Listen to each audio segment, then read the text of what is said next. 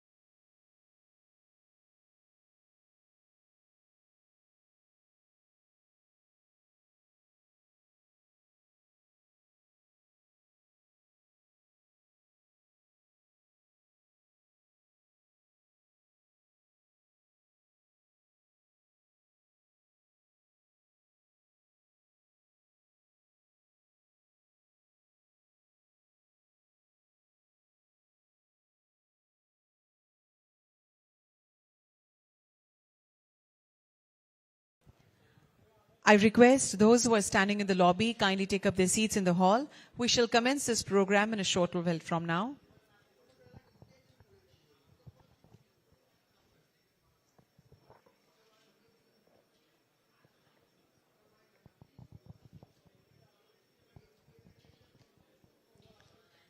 Ladies and gentlemen who are standing in the lobby, kindly take up your seats, please. We shall commence this program now.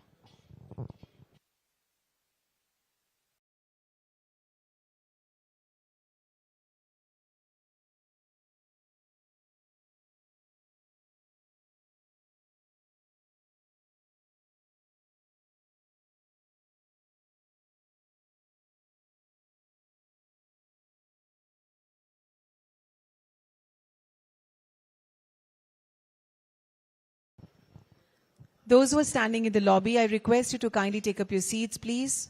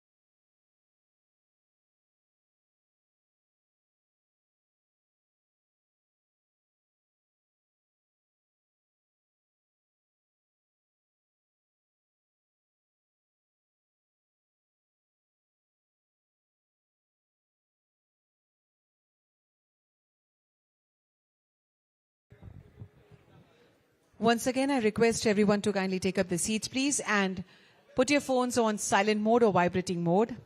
Thank you.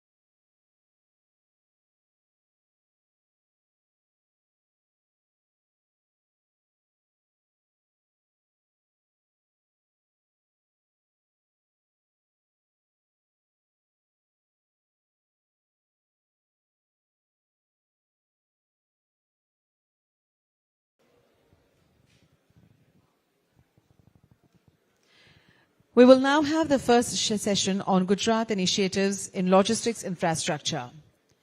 We welcome you all after the small tea break, and we welcome on dais Shri M. K. Das, Additional Chief Secretary, Ports and Transport Department, Shri Harit Shukla, Managing Director, Dholera Industrial City Development Limited, Shri Santosh Kumar, Director, Project and Planning, G-Ride, and Shri Sandeep Vasawa, Secretary, Roads and Buildings Department, Government of Gujarat. We welcome all the august speakers of the first session. Those who are standing, I request you to kindly take up your seats, please. And also switch off your mobile phones or put on silent mode or vibrating mode. Thank you.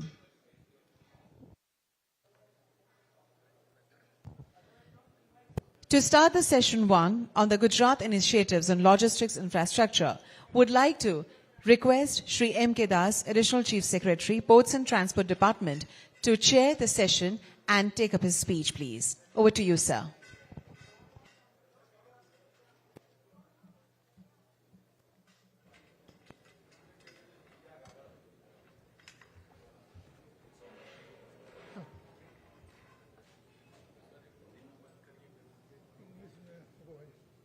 Hindi में करना है यदि possible है कुछ लीजिए साहब presentation upload करेंगे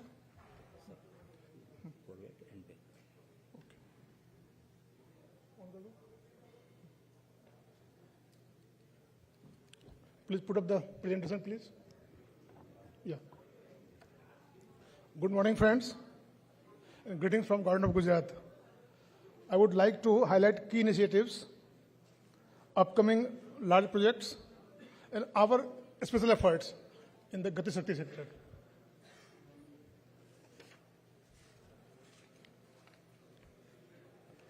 As we all are aware, our state is a manufacturing driven state. 18% of country's output comes from Gujarat. And our share in country's GDP is 8.28%. It has been up from 7% to 8.8% in very short time, maybe 4 to 5 years. And it is likely to hit 10% very shortly.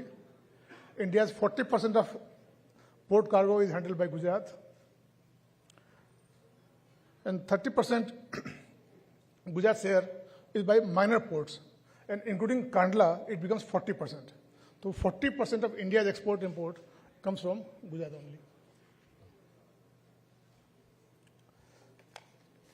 Gujarat has very excellent infrastructure. That is the main reason why Gujarat is the most favorite destination. At one point of time, Gujarat was getting 70% of India's FDI and 80% of India's domestic investment also. It is only because the logistics costs are less. We have got good infrastructure. We have got 11 operational airports. Some more are coming. There are 2 international airports also. We have excellent port connectivity. We have got gas grid, water grid. And national highway also, we have got fair share of 4-lane and higher width roads. And they are highly congested in say that good traffic road, well utilized roads. A 6-lane road is coming between Dholera and Ahmedabad. Mumbai Express Highway, Mumbai to Delhi, which passes through Surat and Baroda, is also coming up very shortly. So we are adding up number of activities. Then you can see there are a number of wonderful things happening in Gujarat. One, of course, Dholera city, Mr. Harit Shukla, he will talk about Dholera and how important it has been, or it will be in fact. Like Hazira became a game changer for India, Dholera is said to be game changer for entire world, I will tell you. The kind of potential that there is in Dholera, many will not know. Dholera is going to be bigger than Singapore. In terms of area, it is bigger than Singapore. And kind of investment opportunity it has. He's there. We have worked together in Dholera. A number of board meetings we had, and we have taken a number of decisions. So Dholera is now, a lot of demand has already come in Dholera. And with Bhavnagar port coming up and getting expanded, other day Honorable Prime Minister had laid the foundation stone. It will complement each other. Then there is a gift city where we are sitting in. It is a wonderful addition. It is the only place in the country where this kind of facility is available. Then the dream city is coming up. And this dream city, many may not be aware, it is in Surat. It is basically for diamond bourse. It is going to be the world's biggest office complex. It is in fact bigger than Pentagon also. It's all fully sold out, and it's going to inaugurate very shortly. Then Mandal Bechraji. This is also a SIR, where a lot of growth is taking place, and a lot of work is being done. Town planning has already been done, plus all the infrastructure being provided. Then we have got a number of greenfield port projects coming up. DMIC, Gujarat is major beneficiary of DMIC. Then we have got high-speed rail. Gujarat was already land acquisition was over long time back, and work is going at a very fast speed now. So this also is going to be one big change factor. And unconventional power.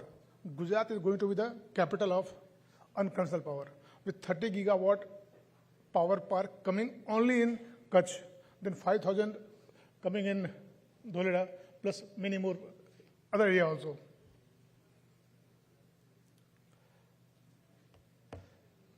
Gujarat has been a pioneering state, as it evident. Like today, we launched the GATI SHAKTI portal. It was the first in the country. In the leads index, Gujarat has been number one for the last 3 years.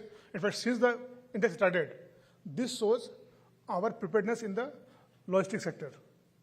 Second is we are top performing so far export is concerned in good governance index, which not only gives you quality of ease of business, but quality of life also. We are once again number one. In the startup ranking, since the ranking started, we have been number one, and for last 3 years we have been number one. Once it was said that Gujarat had only 3% of startup. 3 years back, it had become 48% of India's startup. So Gujarat has become a startup center also, and of course, ease of doing business. We are once again back in top, and we are top state once again in ease of doing business also. As I said, and we are the first state, and perhaps the only state to have comprehensive logistic policy. We know very well that in India, as on today, the logistic cost is 14% of GDP. While in Europe, most of the Europe, and USA it is 7 to 8%. China also has the same 7-8%. Germany is the minimum, is 6%. If you want to be real leader, be the cost really competitive, this cost will have to go down. India already has cheap labor, O&M costs are low, but if logistic cost goes down, we will definitely be able to, what PM said, will lead the industrial revolution. We were the first state to have industry status to give the logistics sector. Our state logistics cell under GIDB, we have formed, and they are making master plans for cities also, not only statewide, but even city they are making master plans. India has almost 7,514 kilometers of coastline, out of which almost 22%, that is 1,600 kilometers, falls in Gujarat, and a lot of new projects are coming up there. Our Mundra port, which is GMB owned, operated by private sector, and Pipavav, for Pipavav team, Holland team is here. They're all here, and they're doing very well. They're very modern. So both Mundra and Pipavav, I'll say, they're the top ports in the country. And Mundra has overtaken Nova Seva also in terms of tonnage and revenue both. So we are the largest port, though we call it a minor port. As per the Act, any port which is owned by state government is minor port. But our minor port is the biggest port in the country. And a number of other ports are coming. Some recently we had a CNG port, we have LNG ports, and multi-cargo ports. Many are coming and getting inaugurated very shortly. And we want to, and we are catering not only to northern India, central India, western India. Sometimes when south also, cargo comes here. So we want to augment our facility and take the 40% to even higher level. As I said, we have got a huge, state highway having our strength right from the day we came to Gujarat, some 32 years back. We have seen that road has been our strength. It has remained so. Roads have been being widened. Right now, R&B has identified projects to widen roads linking to ports and add new facilities also. 7 roads are coming up there. In Bhavnagar and Jamnagar, we are making a ring road. R&B department, GMB, and urban development department. In partnership, they are making ring roads to provide bypasses. And they will link to port also. So port will have easier access. And they have also identified 100-odd railway overbridge projects to remove the congestion and save time. With the DMIC and DFC coming picture, our idea is that from the port, we have to provide seamless connectivity. And things must reach anywhere in the country in 24 hours. So even railway signals and railway have to be avoided. And that's why they have identified 100 projects, and they're doing it. And similarly, railway also has been fairly active in Gujarat. We have had partnership with the railway. We have formed a company called G-Ride. Santosh will talk about that later. But number of projects have been taken up. And like we had first double stack train in the country from APM terminal Pipavav. Then there are a number of projects where they are doubling the railway line. Idea is to once again reduce the cost and delays. We are fairly well. I don't think any state would have 11 operational airports. In fact, many more are coming also. Some are being modernized.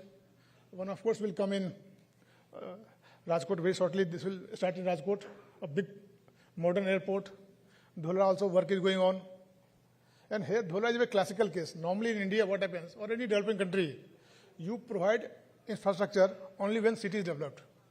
Dholera is one case where before development took place, we have the 6-lane expressway. We are thinking of railway connectivity. We are thinking of connectivity with DFC and also air connectivity also. Here, for the first time in the country, all the infrastructure projects are taking shape before the development has started. Surat is emerging as a hub of air traffic with a lot of e-commerce activity taking place, agro activity also. And Ahmedabad is the only place where export-import is taking place. But I'm sure shortly this will also increase.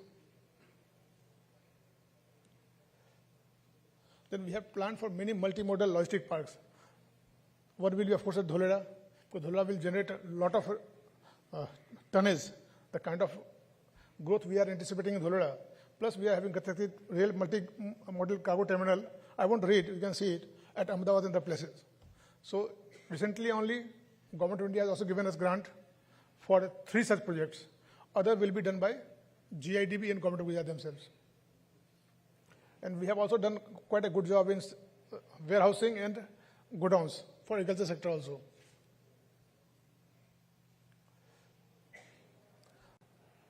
So far as the GATI SHAKTI portal is concerned, we have integrated 503 data layers, and this was done in 26 days only. We were supposed to inaugurate it during Vibrant Gujarat, but somehow that got postponed. So we completed all integration work in 26 days only.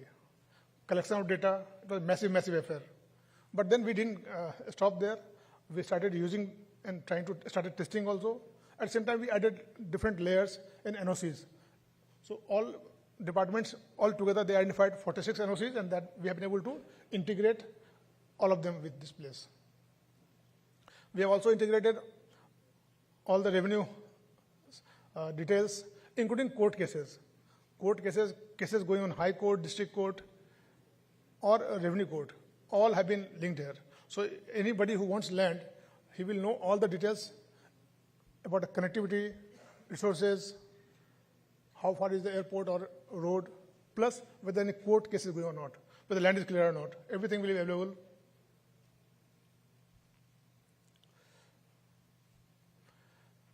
These are the different parameters you can see. What are the benefits that are going to take place to people? This will empowerment to public in the sense that all the information will be available. I'm an investor, suppose. I have to get a land where airport should be near. I should have water facility. I should have drainage facility. I should have APM or some market nearby. I must have port within 100 kilometers. I have got on, plus land should be government land. Land should be where any permission is required. Land should be title clear. So everything is possible to get from this. Similarly, some industry is water intensive industry, whether water is available or not. Power is available or not. So this information will be available to public. Second thing is dynamic. So we have linked various, we don't need to update every time. Departments, all the databases have been linked in a dynamic way. So any updation taking place there will be done here automatically. Some data are fetched from satellites. Wherever we can get data from satellites, that is also being used. And all have been integrated together. So a lot of data will be, bilkul, what I can say, it is absolutely real time. Some data, of course, will have to be fed by department in their website. It will fetch data. So the one big challenge is how to keep data really available. There's an online approval process. This is very important. When I make a road, suppose, I will show an example. I need to cross rivers. There are a number of pipelines going inside. I need to cross them. I need to get CRZ clearance. I need to get clearance from Forest Department or so ever. So this model will tell you where and from whom you take permission. I will show you an example there. You can get the permission there, and this software will also automatically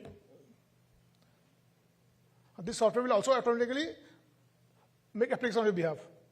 They will apply on your behalf to the concerned authority with the data already available here, and there is a dashboard which will allow departments or user who is asking for permission, they can see status, and at the same time, all departments have been linked. So the concerned department secretary can see how many applications have come to them, and they can dispose in time-bound manner. So monitoring is also possible. This software will identify what are the permissions required, from whom it is required. It will apply automatically, and also track permission. So today only we have given in the first half certain NOCs. They have been obtained in a very, very quick time. Land acquisition also is involved here. For government department, land allocation has also been integrated with this software. And then, of course, data integration by, I said, 21 departments, central government data, etc., have been integrated. This is one example. Of course, Mr. Basa will talk later on. I will just take 2 minutes here, just to show my point. This was, left side, you can say it was tentative alignment was proposed for this south coastal corridor. Now, after they had some criteria that it must be meeting tourist places, it must connect industrial township, it must have minimum CRZ requirement, CRZ clearance, it must have minimum meandering, it must be least amount of undulation, land acquisition from the private sector should be minimum, and other criteria. And of course, distance should be as short as possible. So you can see the right side, there has been change in the alignment. So it will be very fast because land requirement from the private people will be very less here. Kilometer has also come down. And there is less undulation. It will save fuel and time both. Now you can see, on the map itself you can see, here you need to have canal crossing, here you need to have CRZ permission. Despite our best efforts, to minimize everything, you will still have certain places you will need to cross through the forest area, otherwise not possible. So they will tell you that you need permissions from these places. It will automatically apply. All the authorities have been earmarked and linked from this. So this software will automatically apply to authority, and then there will be time-bound approval will be there. So delays won't take place. Like we have seen 2 more examples like warehouses. We have a number of warehouses. Government wants to create more warehouse there. There is a budgetary provision. Normally what will happen? Department will write to the collector, he will write to the Prant, to Taluka, then to Talati, and then things will go on, and somebody will propose some land. First they will not respond. If they respond, it won't be proper information. Then department may not like it. It will have a lot of time will be spent in getting it. Here we provide criteria. I want government land, number one. I want land which is only within 2 kilometers from the national highway. I want land which is this much safe. This is the land where there should be some market or whatever. So this will identify land automatically within 5 minutes. And tell you, yes, you can land it here. Then of course department may like, and they can get 3D picture also. Not only they see, they can get 3D picture, and the complete picture is also available here. They can select, and in fact it has been done already. In warehouses, similarly in Jamnagar, they have shown how they could select the place in no time. And as I said, when country needs to invest more and more in infrastructure, we need to take quick decision. And slowly we'll open it for the private sector also.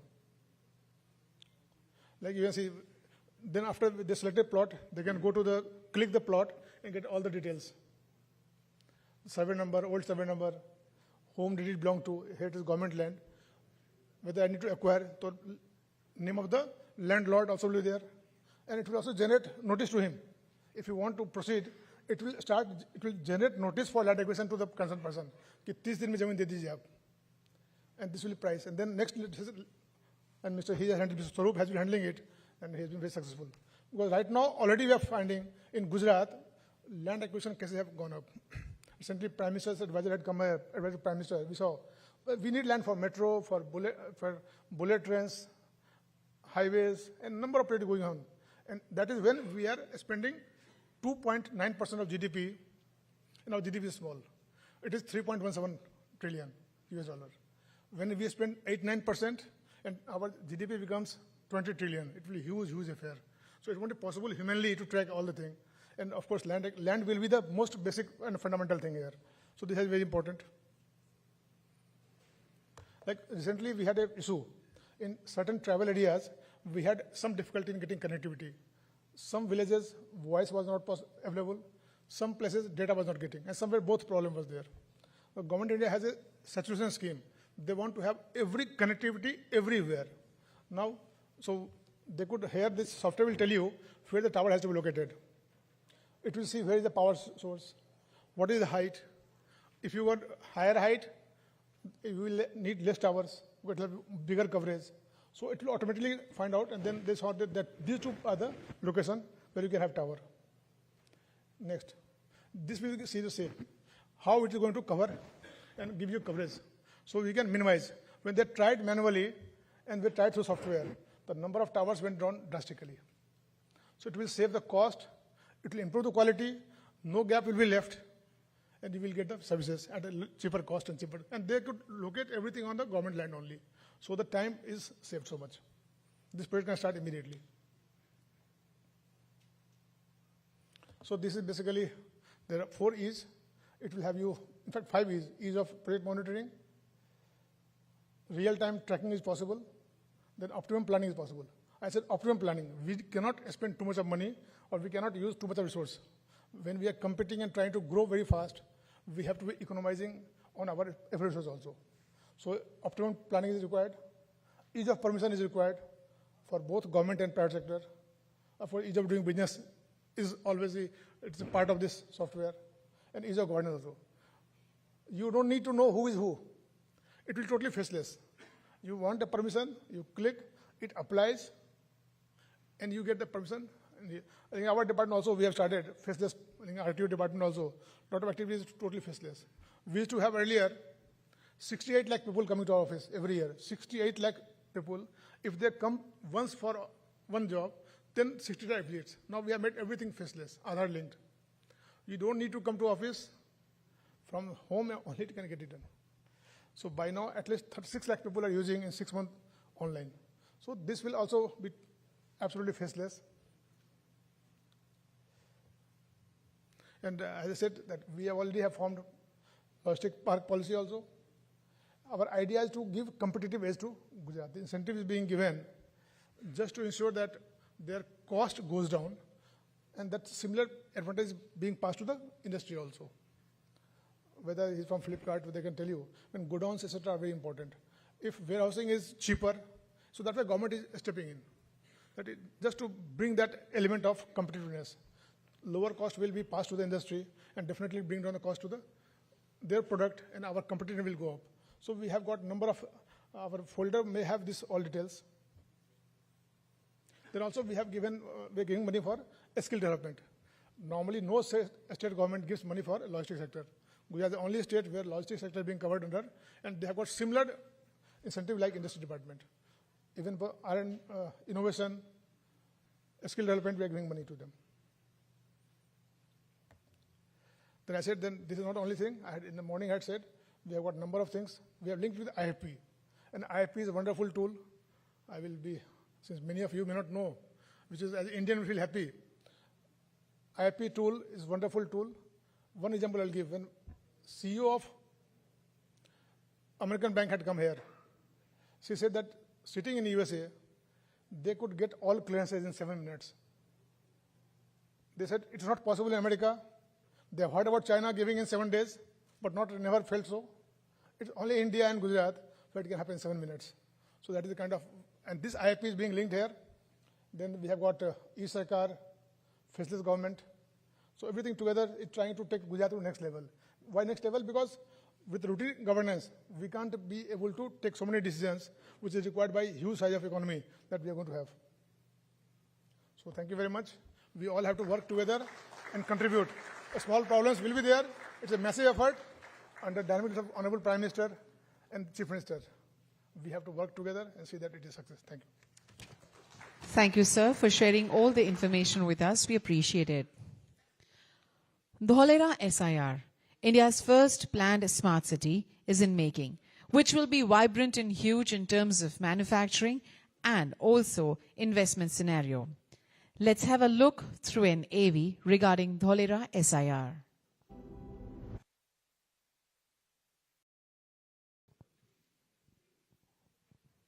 Are thriving ahead of the curve. The need arises to plan a city of the future, where planning meets opportunity, where happiness index is a benchmark for growth. Dholera, India's own global smart city.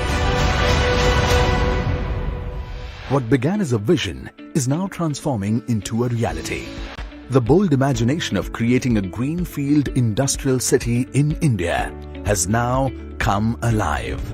Spanned across an area of 920 square kilometers, Dholera is built on the strong foundation of ICT-enabled integrated greenfield smart city. Dholera has a self-sustaining ecosystem of international standards consisting of functional green spaces, residential living, industrial zone, social amenities, physical infrastructure and tourism-centric spots. Strategically located in Gujarat, one of the most progressive states of India, Dholera is situated on the Delhi-Mumbai Industrial Corridor and connected to the dedicated freight corridor. Dholera boasts of a 360-degree connectivity through upcoming projects like 4-lane expressway between Ahmedabad and Dholera, MRTS, Bhimnath Dholera Freight Rail Line and Dholera International Airport. SCADA-enabled smart water management system and comprehensive solid waste management system has been set up at Dholera along with storm water management, water treatment plant, common effluent treatment plant and sewage treatment plant, which will ensure availability of potable water and treated water for industries. L&T has been at the forefront of executing various tough, massive and challenging projects. But what we have seen at Dholera is nothing less than an engineering marvel. In order to address the futuristic energy needs of the smart city, a robust network of uninterrupted power supply is taking shape across Dholera, offered at the lowest power tariff in the entire country. Torrent will contribute to the development of Dholera as a truly world-class city by developing state-of-the-art power infrastructure, which will enable us to provide reliable and safe power at one of the lowest power tariffs in the country. Along with the provision of natural gas supply, the work for harnessing the renewable sources of energy is going on at a full swing in Dholera. A splendid capacity of 5,000 megawatt solar park has been planned here, out of which 1,000 megawatt is already implemented. At Dholera Park, where there is a huge industrialization which is being planned, along with a very well-planned solar park, is going to make this whole project a unique, not only in this country, but in the world. Dholera's focus on establishing its identity as one of the most livable cities in India is reflected in its unique people-centric spaces like canal front, dedicated areas for social infrastructure and sustainable urban transportation. Taking a lead in the same direction, the government of Gujarat has ensured ease of doing business through fast-track governance, single window approvals and time-bound clearances for entire Dholera SIR. Furthering Gujarat's identity of a policy-driven state, the Gujarat Industrial Policy 2020 offers significant incentives including up to 12% return of fixed capital investment to industries in the thrust sectors and various subsidies to MSMEs and service sectors. The recently announced Gujarat Solar Power Policy 2021 also aims to reduce the power costs of industrial units by around 50% by removing the capacity ceiling for setting up a solar project in the state. The infrastructural work is nearing completion in the activation area at Dholera. The administrative and business center for Dholera, that functions as the nerve center, is already operational with smart amenities and will soon accommodate state-of-the-art command and control center and skill development center. Land parcels with plug-and-play setup are ready for allotment with required availability of construction power and water. With this readiness of creating opportunities for New India, Dholera will soon be a home to a variety of dynamic industries, from sectors like heavy engineering, automobile and auto ancillary, defense and aerospace, electronics, pharmaceuticals and biotechnology, agro and food processing, and information technology services. Adding to the glory of Dholera, the government of Gujarat has recently announced Gujarat Special Education Region to be developed here as a global education hub, welcoming some of the most reputed universities and colleges from across the world. With a massive magnitude of developmental work taking shape each day, Dholera is turning into a reality and is now ready to welcome you and your aspirations. Live, work and flourish in Dholera. Dholera, India's own global smart city.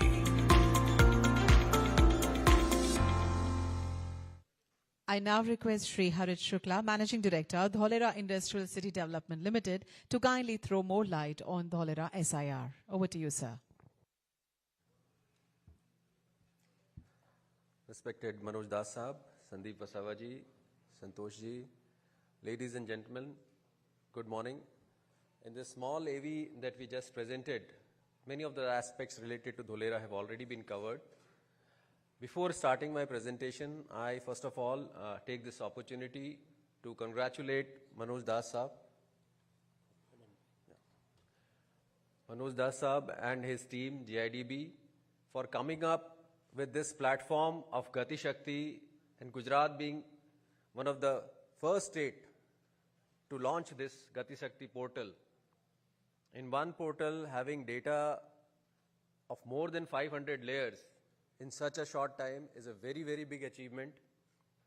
And I'm sure that this will act as a very important decision support system for all the departments in government. As far as Dholera is concerned, we see ourselves as one of the living embodiment of the Gati Shakti concept. So the philosophy which is behind Gati Shakti is what we have translated into action in Dholera. I would also like to thank Dasa for giving us this opportunity to showcase Dholera. I have a very small presentation of around 5 slides and 10 photographs, through which I'll just quickly cover what is the progress which has been done in Dholera.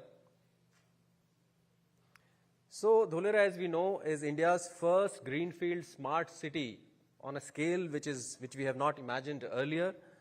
It is a part of a program started by National Industrial Corridor Development of India. They are in process of developing 11 corridors and 32 projects. The first corridor which started was Delhi-Mumbai Freight Corridor. And in DMIC, Dholera is the biggest and the most important node, which covers an area of 920 square kilometers. And this is also one of the nodes which is in the advanced stage of implementation compared to all other areas. Just to give you an idea of how big this project is, this is the total map of Dholera. It is 37 kilometers into 35 kilometers. It covers an area of more than 22 villages. The total area which we are talking about is 920 square kilometers. Just to give an context, Ahmedabad city is roughly 500 square kilometers. So we are roughly talking about developing a city which is 2 times size of present Ahmedabad. So Dholera, for the implementation of this project, DICDL, which is the company which has been formed, is a joint venture of Government of India and Government of Gujarat. Government of India and Government of Gujarat have come together to form this company which is taking up this project of Dholera. And now a special area which we call activation area in Dholera is ready, fully developed, and we are now ready to welcome all the investors. Just to mention that the land rate in Dholera has been fixed for the initial period of as 2,750 rupees per square meters for the industrial land, and for the first 30% investors, which we have already got the applications, we are giving a discount of 50%. I'll just very briefly tell you what are the key projects which are coming in Dholera area and nearby area. As sir has already said, that this is the first time that on such a large scale, we have first developed a world-class infrastructure, and now we are starting with the investments in industrial area, residential area, and educational and other areas. Just next to Dholera is the site of the new international airport for Ahmedabad. This is one of the biggest airport in this country, 1,400 plus hectares of land, 2 runways, each with a length of more than 4 kilometers, equipped to handle any kind of aircraft, and it is designed in such a manner so that all the requirements for next 30 to 50 years are taken care of. I'll talk about it later also. Yes, all the other allied activities like MRO or the cargo hub or the logistic parks, we can be easily taken up. Besides this airport, also we have land parcels available with the Dholera Airport Company, which can be utilized for other projects, even defense-related projects. The second thing which is importantly coming up is a dedicated expressway exclusively for Dholera. So there is a greenfield alignment on which the expressway has started, Ahmedabad to Dholera. This will reduce the travel time from Ahmedabad to Dholera to 60 minutes. Then the activation area, out of the 900 square kilometers of entire area, we have been developing 22.54 square kilometers of area with world-class infrastructure. 52% of that area is industrial, 28% is residential, and it boasts of plug-and-play infrastructure, which I'll talk about in next slide. The entire city of Dholera can be powered by solar power. We already have more than 8,500 hectares of land in our solar park, and we have approvals for more than 4,400 megawatt of solar capacity, out of which 300 megawatt of Tata Power solar plant is already commissioned. There's another project which we are coming up is Bhimnath-Dholera freight connectivity freight line, which will connect Dholera to Bhimnath and through Bhimnath to Delhi-Mumbai freight corridor. And because of that, we are planning for a logistic park and also a multimodal logistic hub. What we are really proud of is the plug-and-play kind of infrastructure which we have developed in Dholera. So today, if you go to Dholera, you will not see any kind of pipelines or any kind of wires or anything. Everything has been planned in such a manner so that it will be a dig-free city for next 30 years. All the pipelines, all the wires, everything is buried below the roads. So we have provision for water, gas, ICT, potable water, recycled water, storm water drainage. Everything has been already laid, and that is buried below the road. And we also have right of way for future developments. Even metro can be easily accommodated in the present infrastructure that has already been planned for that. Now I'll just show you some of the photographs of things which are there on the ground. So Dholera, as we know, has multiple power distribution companies. Torrent Power, which provides power to Ahmedabad and Surat, is one of the distribution companies which provides power to Dholera. And as was said, Dholera also have the lowest power tariff in this country. This is a photograph of the substations which have been built there, and also on the right side is ABCD building, our administrative building, which is now fully functional. We saw in the AV also. Similarly, CETP, STP, ESRs, these are real photographs of site in Dholera, and these have all been designed in a modular manner so that the capacity of these things can be enhanced as and when the requirement comes. So today, if we have a CTP of 20 MLD, it can be further enhanced to say 50 MLD whenever the need arises. We have land availability and the design also permits for that. These are the photographs of the expressway which is coming up from Ahmedabad to Dholera. It's a new greenfield alignment. Land acquisition has already been completed. The work on the roads has already started and it is expected to be completed in Q4 23. That means end of the next year probably. Along with this expressway, we also have right-of-way for high-speed rail connectivity. This 90 meters of width is being utilized for expressway. There's another 30 meters which will be available, which is already in our possession for development of a rail link from Ahmedabad to Dholera. And the planning for that has already started. At appropriate time, I'm very sure that we'll have high-speed connectivity between Dholera and Ahmedabad. The next airport, as I said, of International Airport of Ahmedabad is coming up in Dholera. The contract has already been awarded in July, and we hope that this will be operational in 25-26. We have Airport Authority of India as our majority partner in this company, which is developing this airport. These are some of the photographs of the site of the International Airport. The road widening work has already started. We are also taking up a lot of flood mitigation measures there. So there is a garland canal which is being developed around the airport so that to avoid any kind of future flooding in that area. Then these are the photographs of our solar park where we have capacity as of now for more than 4,400 megawatt and which can be expanded in future to take it to higher capacity also. And this is the functional 300 megawatt plant which has been developed by Tata Power. We have all the CRZ clearances and land in our possession for 4,400 megawatt of solar park. As I said, Dholera we feel is a living embodiment example which fulfills the objectives of PM GATI Shakti. I think PM GATI Shakti will enable next generation infrastructure with harmonious and efficient planning which will lead to seamless, faster and cost-effective movement of people, goods and services. And that is what we have done in Dholera. By having multiple options of connectivity like airport, like road connectivity and freight connectivity, we are going to develop the logistic park and multimodal logistic hub. So we are trying to fulfill the objectives of GATI Shakti and we are being helped and ably supported by the policy infrastructure which has come up in Gujarat. We have just recently, the new industrial policy of Gujarat has been announced, ITS policy. And here I would especially like to mention the semiconductor policy which was recently announced a month back. It has special provisions for Dholera, especially if somebody comes up with a semiconductor plant in Dholera, it will get 75% land subsidy besides the other benefits which that policy offers. So Dholera has already allotted land to these projects of Tata Chemical, Renew Power, Torrent Power and HPCL. We have also signed MOU for 3 projects with IIT Delhi. For the prospective investors, we have Vedanta, Avada, Polycab, Fine Organics and Cheripal which have already shown interest in Dholera and are at various stages of application and allotment. This is the first factory which is started construction in Dholera. If you see that this is the kind of infrastructure which is there on the site, and these are the sizes of plots which is there in Dholera, and this is the first factory which is coming up in Dholera.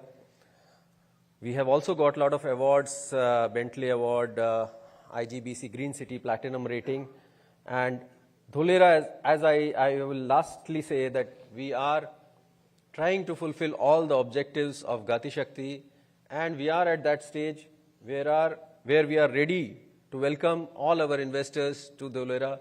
It's a city which is being developed, it is in initial phases, and I'm very sure that in future we will be able to provide a city with the highest living standards and highest quality of life. Thank you very much. Thank you very much, sir, and we extend lots of good wishes to Dholera SIR. We'll have 2 million people. 2 million people living there. Not only industry, but 2 million people can live there so that they need not commute from Ahmedabad. It will be a self-sufficient city and it's almost fully ready, right? Thank you. And I now request Shri Santosh Kumar, Director, Project and Planning, G-Ride, to talk about the benefits of PM Gati Shakti terminals in Bedi, Morbi. Over to you, sir.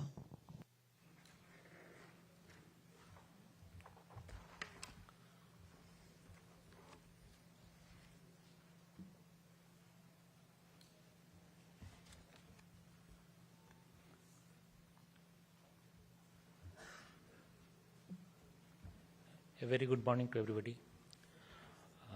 Respected Sri M.K. Das sir, ACS Sports and Transport Department, who also happens to be our founding chairman of G-Ride around 5 years back, and under whose guidance and leadership this G-Ride, I would say, Fala Fula, and where we are today. Then Mr. H. Sukla, MD, DITCL, whose active support is with us for another project of railway line in Bhaucharaji region, Mandal Bechraji region, and also we are implementing partner with Dholera, Bhimna Dholera railway line. Sri Sandeep Basawa, Secretary R&B, a man of few words, who has always been guiding us, giving his insights and suggestions in all our endeavor, be it a new railway line project or railway master plan. I thank you all of them to making this G-Ride story, which was a new initiative, a successful endeavor.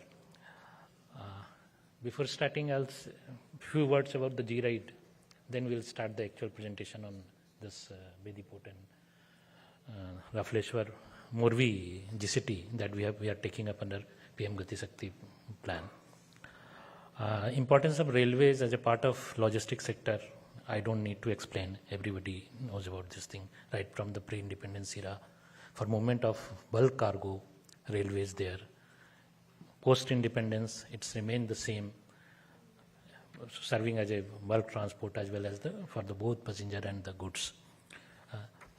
Then, by very basic nature, railway was kept as a central subject, and everything was controlled by the center through Ministry of Railways or the Railway Board, through 16 zonal railways and division office, 60 numbers of divisional office is in the field.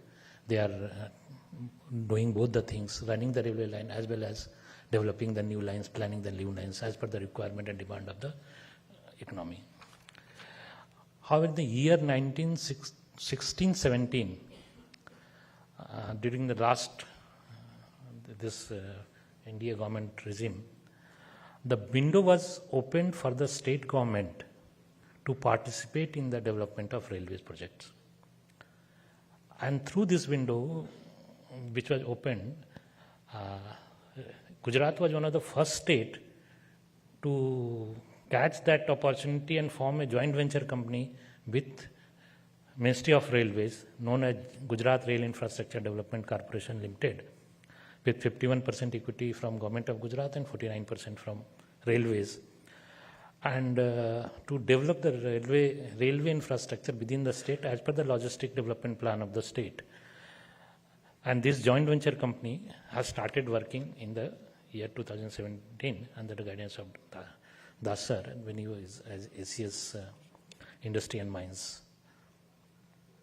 So, G-Ride in the last 5 years have taken a number of project development up. Some have seen the light of day, some of them was declared as non-viable, some of them we are working on it. There are a number of projects that we have taken. We have partnered with the GMB, MBSIR, DIGDIL, GIDC, GPLCL.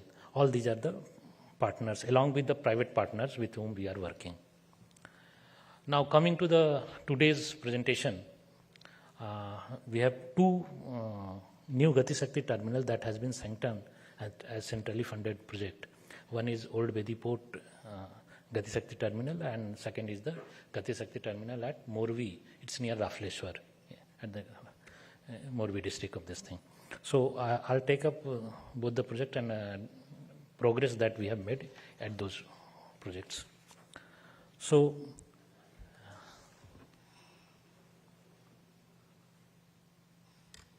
this one. This one.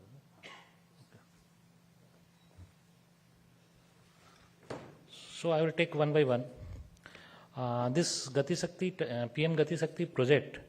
So advantage is of course to boost the facilities in facilitate and investment of the industries in development of terminals, to replace and unify all the policies, and to reduce the ultimate aim is to reduce the logistic cost.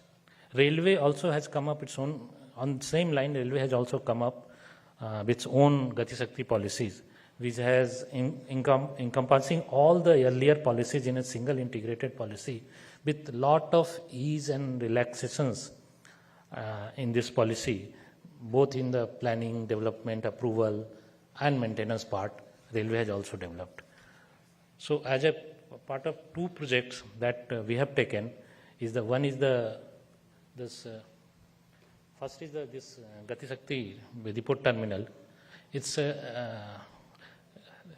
will appear a small project, but I will let you know how it is important for the railway project, how it changes the economy of the whole area. So it's a small project of 2.5 kilometer connecting the Wildmill station of Rajkot division near Jamnagar. And first phase of it was only to connect the existing Bedi port with the Indian railway system. So Indian Railway was already there up to Windmill, is 2.5 kilometer from there. So we took up that project. That project has been completed and commissioned.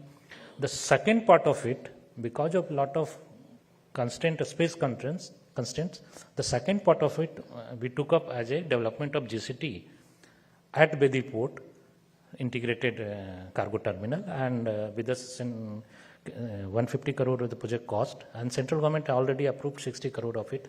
Rest will be contributed by the state government. So if you talk of first phase, so first phase has already been commissioned. Means the railway line from the Windmill station to the Bedi port has already been constructed and commissioned. Coal has already started moving from here. And the second project that we are taking is the Rafleshwar, we will discuss, wherein again the project has been sanctioned up to 20 crore and central government has already allotted 112 crore. DPR etc. has been approved by railways. The same has been submitted and the final approval from the state government, then we will start working on it.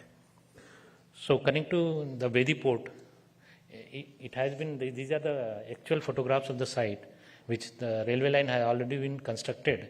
And so the first phase was commissioned on 14th July, and around 14th of July, in 1.5 months, in June, July and August, we moved around 14 rakes of coal from there.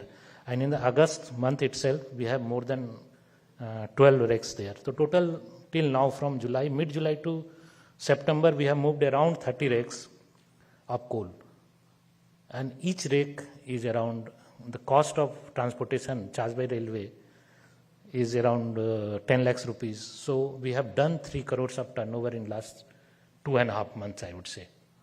It's only railway line that in the first phase we have done. Sharing, etc., and the revenues are detailed as different. Now, there were challenges working with the backwater areas, construction difficulties, and all these things that we have overcome, and EPC tender we have done this thing. Now, what we are taking up here is a Gati Shakti terminal, that we are extending this connectivity of rail line.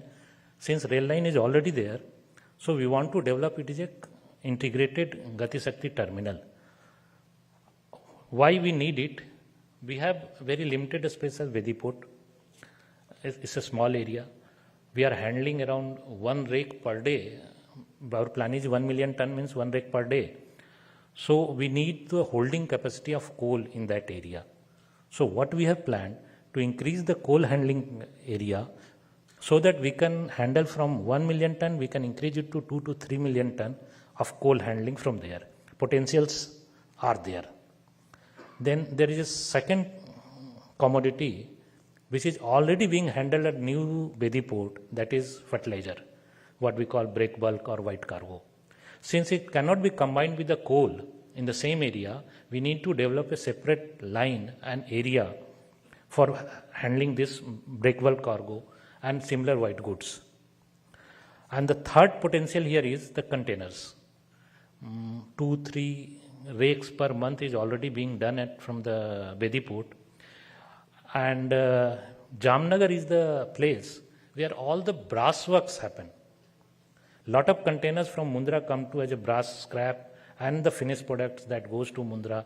So this all being done by the road transport. And a lot of challenges are there because brass is a costly product. So a lot of complaints and this thing is there in through road transport. So this is also the hub where we are planning to develop a container depot to handle the container.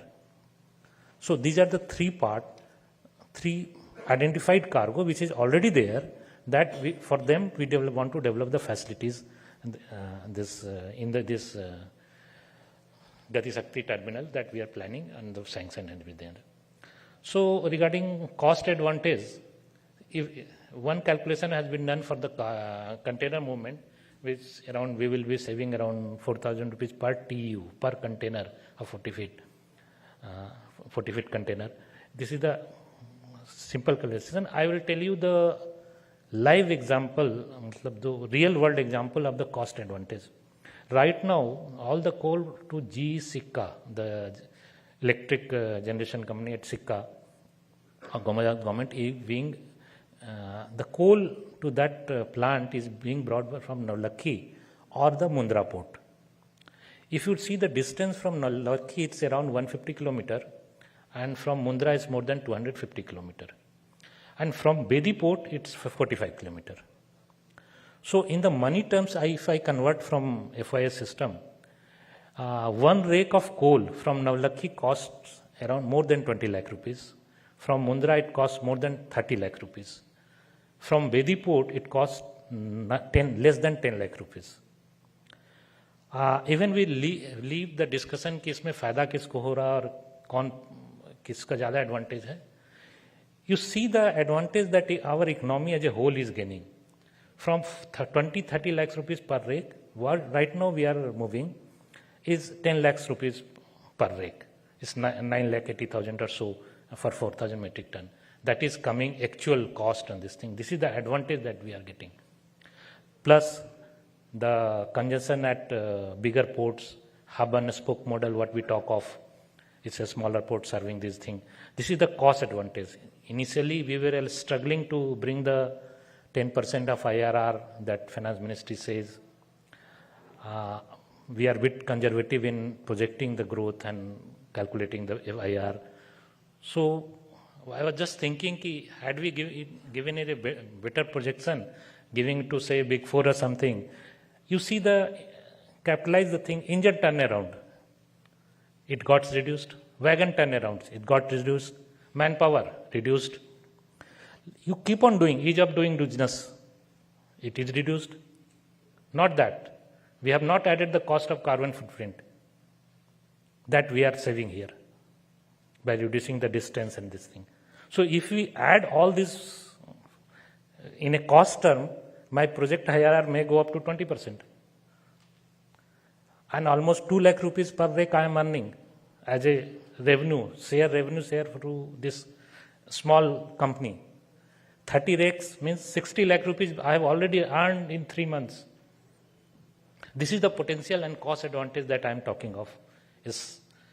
But the second phase, to increase it, to facilitate more, we need a second phase of this thing where we will increase the cold handling capacity, we will increase the white goods handling capacity, we will increase the area for container movement.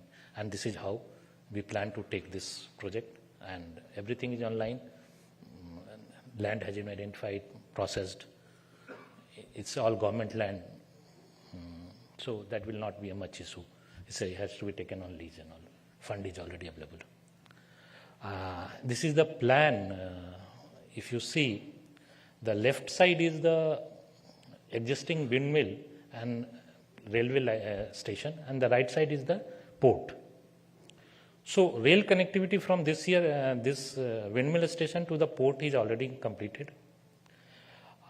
On the right side, what you see is the green and pink patch. Green patch is of GMB land. Pink patch that we need to acquire. It's a salt pan, I will say. It's a salt pan, earlier salt pan on lease. Now it has to be taken from on lease. So if we extend, the black one is the coal handling facility. We increase the area, my coal handling capacity will increase 3 to 4 times. So what we are handling 1 million ton, we can easily go to 3-4 million tons per this thing. Putting an extra line is not an issue. We have 2 spurs right now, we can put one more line over there in that area. That is not a big issue for us. It's not a cost intensive. And if you see the pink marked hatched area on the left side, that we have proposed for the container and white goods. It's a completely separate area. Again, the salt pan, where we have to fill up this and this have to develop. So these 2 parts, with some additional lines, we have taken in this Gati Shakti terminal, and it's already very viable, feasible project, and we will extend it to further to. It will provide to whole area of Jamnagar, and as such, the complete logistic plan of that Gujarat, this will help. This was the first project. Now, the second project, that is equally important project. Morbi, nobody needs the introduction. What is Morbi? Why it is famous and all. Morbi is already there. Tiles factories, paper-based products, all being handled by through roads. We have some new yard and these terminals developed near Malia and Sukhpur and all. This container depots has been developed. So there some portion goes to those areas, but it's again the logistically very challenging this thing. You load the tiles from factory, take it to the terminal depot. There again it will load to railways, go to Mundra, do the custom clearance, go to the port. So it's a very cumbersome this thing. Again, the same story goes for the inland movement. So what we are planning to have a GCT with custom clearance facilities right at the middle of the tiles factories area or the Morvi. So if you see, this is the plan, this is the what yellow road is Wakaner to Morbi road is around 30 kilometers from Morbi towards Wakaner. The railway line is already existing, Wakaner Morbi, and we are taking a railway line from Makansar. We are taking Makansar and developing a GCT there. This is the area that we are developing. So this area has been identified. It's a complete government land, 40 hectare land, 32 hectare land is first phase. That is already under acquisition. And if you see, right outside the boundary, there is a GIDC, there are tiles factory, there are other factories, there are paper-based factories. It is inside that hub of tiles manufacturing area that we are developing this thing. Again, the cost advantage going to Mundra, less than 4,000, all the things that is going to Mundra and then to export, and same to in the inland. And one more thing, if you see through my eyes, the future, what I see of this particular project, I developed this thing, I partnered with a ABC logistic company. And right here, you do your job, you manufacture the tile, you produce the paper, paper products. And I have a fleet of 10, 20 this container trailers. You order me, I will provide you the container inside your plant.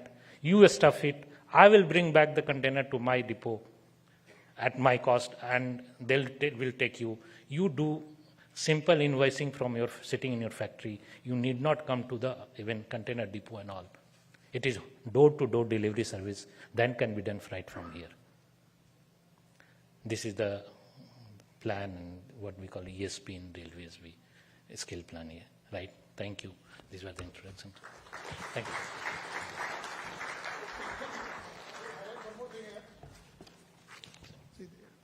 It may look very small in terms of revenue.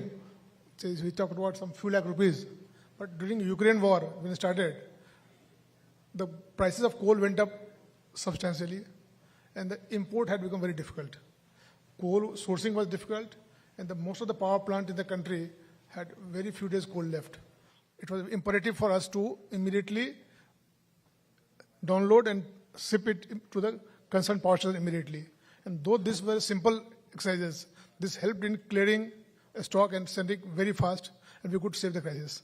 So sometimes, more than the money, the ease of operation and the quick and faster throughput is also very important. Thank you. Thank you, sir. And we wish good luck to the project of Bedi.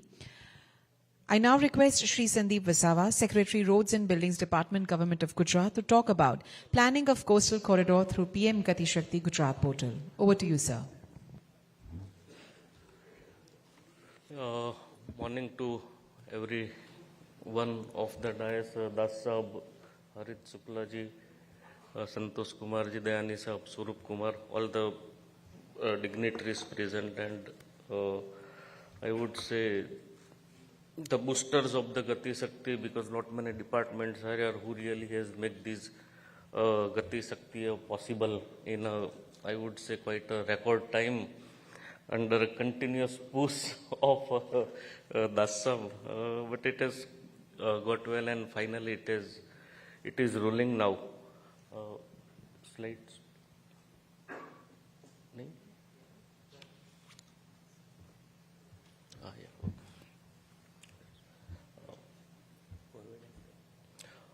So basically, this is what is a coastal highway.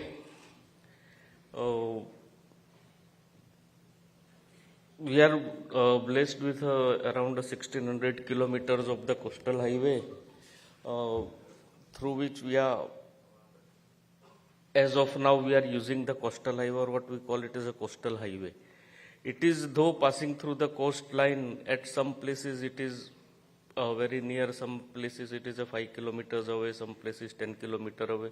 Basically, the old coastal highway, which was in place 60 years back, it was connecting all the coastline. But with the industrialization and all this further development, the coastal highway now serves mainly for economic purpose or economic activities. It's connecting major ports, then some major cities. So at many a place, it is quite far away, as good as 20-25 kilometers away from the coastline. Some part has been developed as a national highway, so it has become 4-lane. But if it doesn't, I mean, though we are having 1600 kilometers of the coastline, we have not been able to get the full benefits of the coastline. So I'll just give you a simple example. Those who have passed through the coastal highway between Porbandar or Porbandar to Somnath, they must have seen the beauty of a Madhavpur, where the road just passing through the coastline for around almost 2 kilometers. There we can see what is the effect of a sea and this thing. So with a major aim to boost the tourist activity along the unexplored coastline of the coastal highway, there are many places all along the coastline where, say, just recently Sivrajpur beach, which is being developed by government. So there are many such places which can be, used by the citizen as a 1 day or 2 days a picnic spot by running all along the coastal highway. So that is what we had planned, that we should go for this coastal highway, which primarily connects all the tourist places, all the beaches or unexplored beaches, which can be, connected through, though it's a 10-meter what we had planned as of now, because we don't expect a commercial traffic to use it much, but it is mainly for tourist purpose, and people can have a long drive of, say, 1 day tourist drive where they can halt at some places, the places will be developed by the tourism department for rest area and all these things. So this was planned, and then it's coming around 1610 kilometer of a new coastal highway, or development of existing as well as mixed development. I would say it's a brownfield development. Out of 1600 kilometer, it is around 263 kilometers missing links, which we are ought to construct. It covers many major bridges, just for example, one bridge near Navsari which connects Dandi to the Dandi to the, we would say, northern part of the coast. It will come in the next slide. One major bridge we are constructing near Khambat, which will connect, as of now, all the traffic of the South Gujarat is coming through Vatraman or Tarapur Chokdi, which is known as. So we had planned one new bridge near Sabarmati, which will reduce the distance for Saurashtra bound traffic by almost 40 kilometers. So in this finalizing of 263 kilometers of missing links, we have used it extensively. So there has been a lot of constraint in making a new alignments, because we have to go for the SCRZ clearances. There are lot many land acquisition issues, very, very small hutments, and these things are coming up.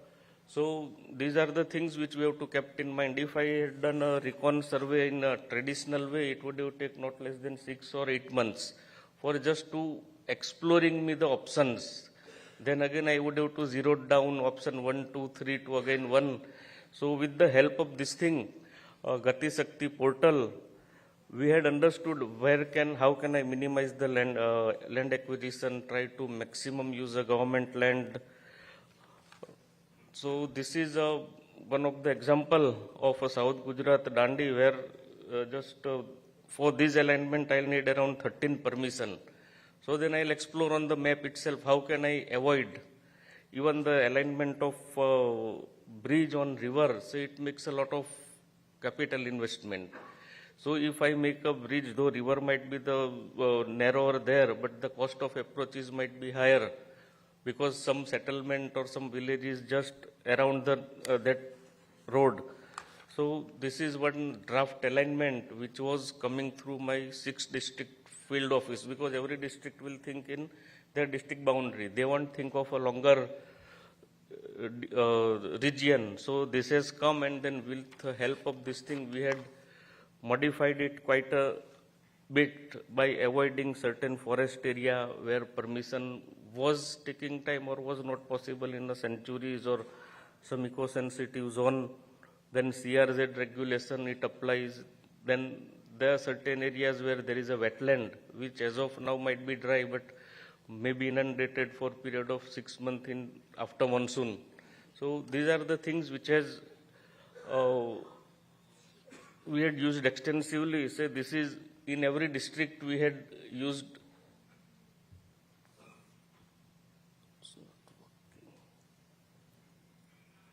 Say this is Anand and Ahmedabad district. Whenever we are connecting two districts in the terms of state perspective, I can't look into the district perspective only. So say like this, the bridge which we had told.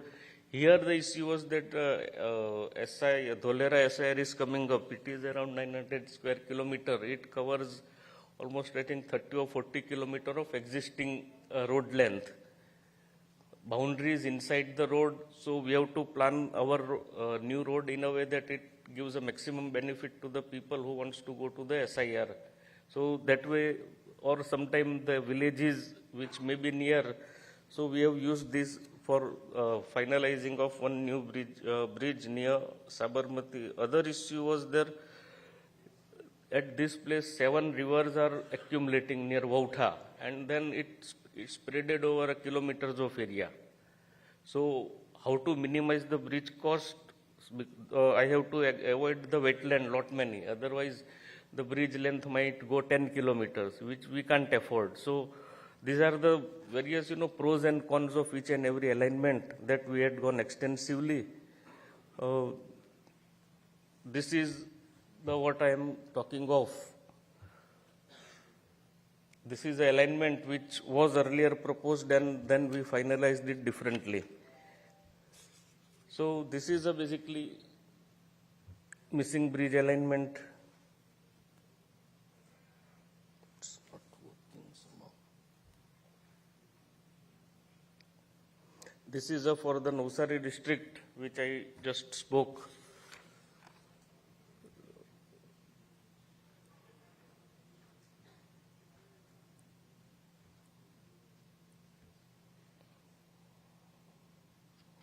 this is how the things have taken place in our office itself, and I would say period of, I think, 7 to 10 days, we had been able to finalize the alignment of entire 1600 kilometer.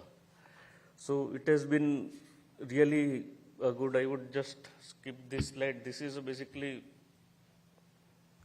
how the bridge alignments have been finalized by avoiding certain aspects. So this is a Surat where the Dandi bridge I was talking of.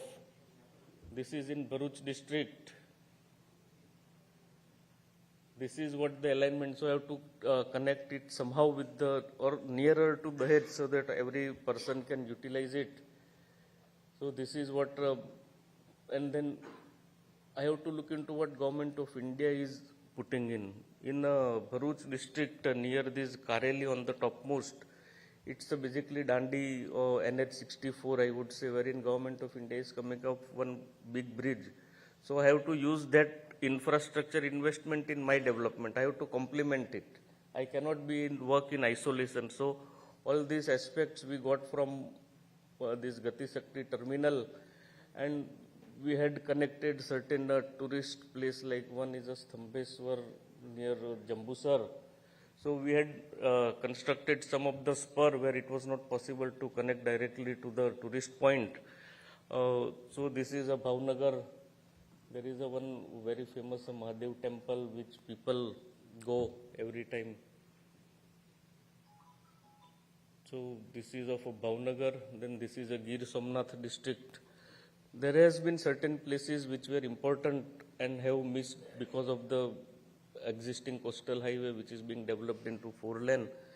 So we had tried to connect all the places of interest by in Dwarka. There are lot many places while coming from Dwarka to Wadinar on the right hand side. There are quite a few good places which remains, used by mainly local district people who knows the place. We don't know. Whenever we visit to Dwarka, I remember there is a one place, Samdasar they call. It's on between Wadinar and Dwarka. There you can see it's hardly 3 or 4 feet of water, and you can see the cells. It's a very clear water. The people says earlier, quite before, the people used to use the cart to go to the Dwarka by that way. So there are many unexplored things along our coastline. So we had tried to, utilize it to exploit, I would say, rather tourist opportunity or this thing to the state. So otherwise, which would have taken 8 or 9 months or maybe 10 months, we could finish in, I think, less than 10 days by using, because everything was available. I have not to go to the forest department, not to the revenue department, I have not to inquire on the site what is the CRZ regulation which is applicable. I can see all the lines, so I can finalize the thing. So that was the thing. So it is real, and I think we are shortly taking up the project, I think another couple of time, where phase 1 we would be taking up, which would have been possible only with this. Otherwise, it might have been in piecemeal manner over a period of next 3 years. Thank you. Thank you, sir, for sharing all your insights. And we wish good luck for building up of the coastline over the Gujarat coast. Sure, sir. After the project has been awarded, the contractor has been given the work, then we start zero date. But in fact, a lot of time goes before that itself. A large project may need 2 to 3 years for surveying, estimation, making DPRs. So if that 2 years is saved, and only it can happen in 10 to 12, 15 days, a lot of time is saved. 100 crore project, 2 years means at least 20 crore saved. Otherwise, you would have paid 120 crore rupees. So you save 20 crore rupees, you save time, plus during project execution also. Once you know, I have to remove, I have to get, ONC line is there, power line is there, this is there, I know. So I account for that and I'm able to get it done much before. Otherwise, what happens? There's a delay takes place, contractor gets notice, there's a problem in payment. His capacity to take up more projects goes down. There are more litigations. So we keep fighting in court than on field. So both private sector and government both suffer. Delays takes place and money also cost goes up. So this tool is very good in that sense.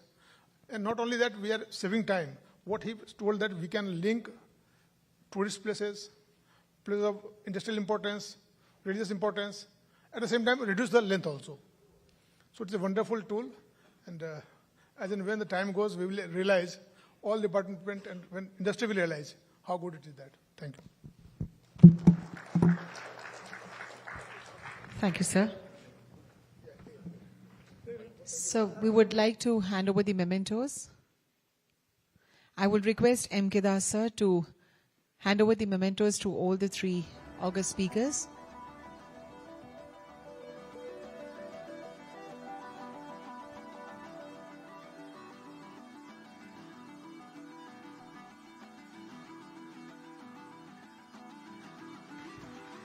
Thank you.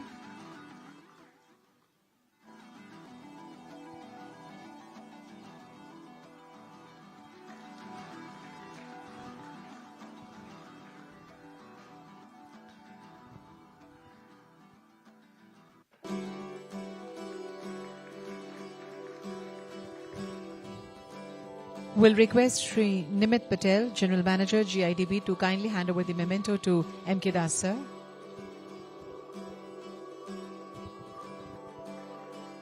Thank you. And I request all the speakers to kindly step forward for a group photograph.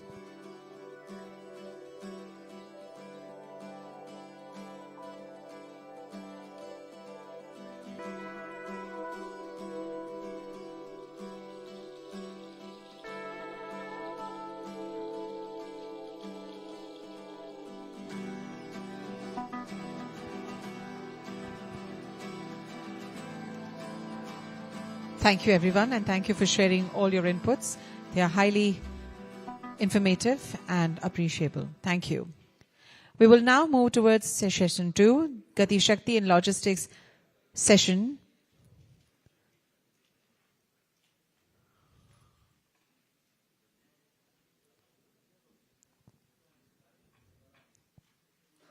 We just stop for a minute.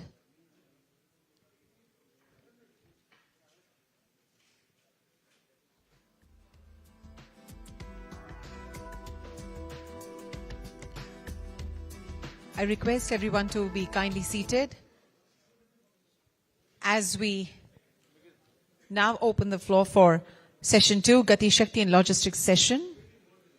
And it will be chaired by Vice President NICDC, Shri Abhishek Chaudhary. Please help me welcome Shri Abhishek Chaudhary, the Vice President NICDC Limited. Mr. Ajay Patel, Project Director, BISEG N. Mr. Shalabh Srivastava, Vice President Flipkart, and Mr. Vikram Jaishigani, MD and CEO, Adani Logistics Limited. We welcome all of you for the second session, which is on Gati Shakti and Logistics.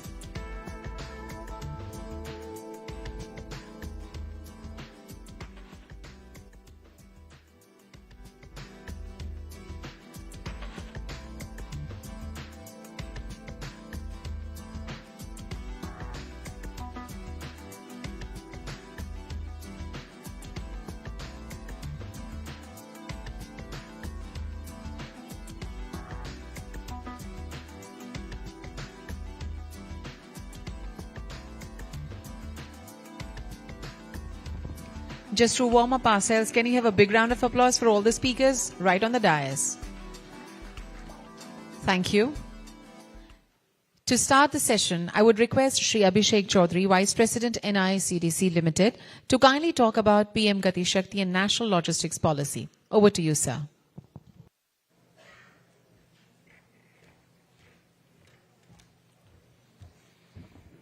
Good morning, ladies and gentlemen. In fact, it's been good afternoon now. It's been a great privilege and honor for sharing the dice with this august gathering and better I should talk about the Government of India's perspective about how PM Gati Shakti will be helping. Since morning you have heard about what Gujarat is doing, though Gujarat has always been a front runner in all these initiatives, whether it talks about the digitization or building smart cities. But I'll just give you a perspective of what PM Gati Shakti at the national level is. And recently, Honorable Prime Minister has announced and launched the National Logistics Policy. So what all is being done in terms of bringing digitization to the logistics sector of the country, that all I will cover as part of my presentation. Can I have the presentation, please? So, as we all are aware that Honorable Prime Minister has launched the PM Gati Shakti on 13th October 2021. So, I've tried to capture what at a nationwide level, what all has been done as part of the Gati Shakti initiative in the past 1 odd year. As we all know, in terms of logistics is basically handling of the goods and services from one place to another and making it reach in the most effective manner and the least cost. The challenges which we know that India is right now standing at 44th rank in the Logistic Performance Index ranking, and this rank needs to be increased. And there are a lot of parameters which are listed below, which defines our Logistic Performance Index ranking. We need to reduce our logistic cost if we need to become globally cost competitive. Our logistic costs are in the range of 13 to 14%, whereby the total cost of logistics to the GDP is close to 8%. Another 5 to 6% is on account of inventory holding cost, which we are not able to manage, and just not able to manage the just-in-time inventory management, because of which additional 5 to 6% cost is adding up to the logistics.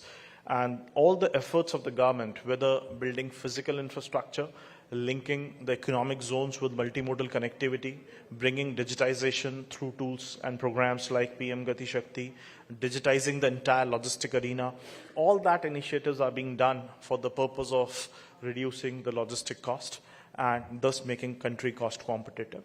As we all are aware that one of the major issues in any of the infrastructure project is predominantly with regard to land acquisition, is regard to clearances, is regard to taking right of way. And there are other set of issues like financial closure, other permissions, clearances, etc., which are required for taking the project on ground. And all these issues in a way or so will get addressed through PM Gati Shakti. So the Ministry of Statistics and Program Implementation has carried out a study of taking up all the mega infrastructure projects and did the analysis around it, that what are the major reasons and how much time and cost overruns are happening in the country in mega infrastructure projects. And it's very important to understand not only the reasons for these time and cost overruns, but also the methods through which we can overcome them and we can reduce these time and cost overruns in the years to come. PM Gati Shakti is a transformative approach for providing multimodal connectivity to the manufacturing clusters, whether existing manufacturing clusters or the new cities which are coming up, or the spatial economic zones, or any other kind of a manufacturing cluster coming up in any part of the country. 23 central ministries portals have already been developed in the past 1 year. More than 1,500 layers, close to 900 odd layers at the central level and close to 638 layers at the state level has been mapped as part of PM Gati Shakti.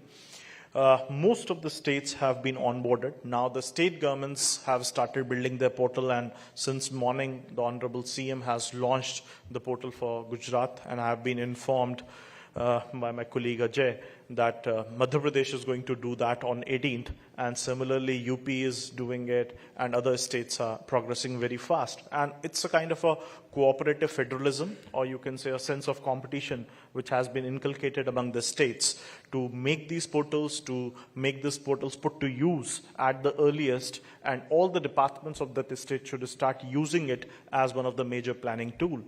So 12 planning tools has already been developed, either for the purpose of acquiring land, fixing up the right-of-way, fixing up of the alignment, taking forest clearances, understanding whether this project is passing through any kind of a wildlife sanctuary or passing through any kind of an area which is ecologically sensitive. All that can be done now by sitting on a desktop, by sitting on the PM Gati Shakti portal.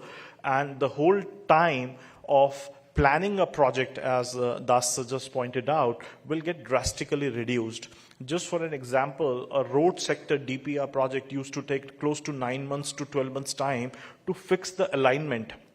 And that alignment gets impacted because a lot of vested interest coming into play during the course of fixing those alignments. All that can be mitigated, and rather than taking 9 months to 12 months for fixing a road alignment, it can be completed, and the entire DPR can be completed, including no requirement for undertaking the physical surveys, etc., within flat 3 months.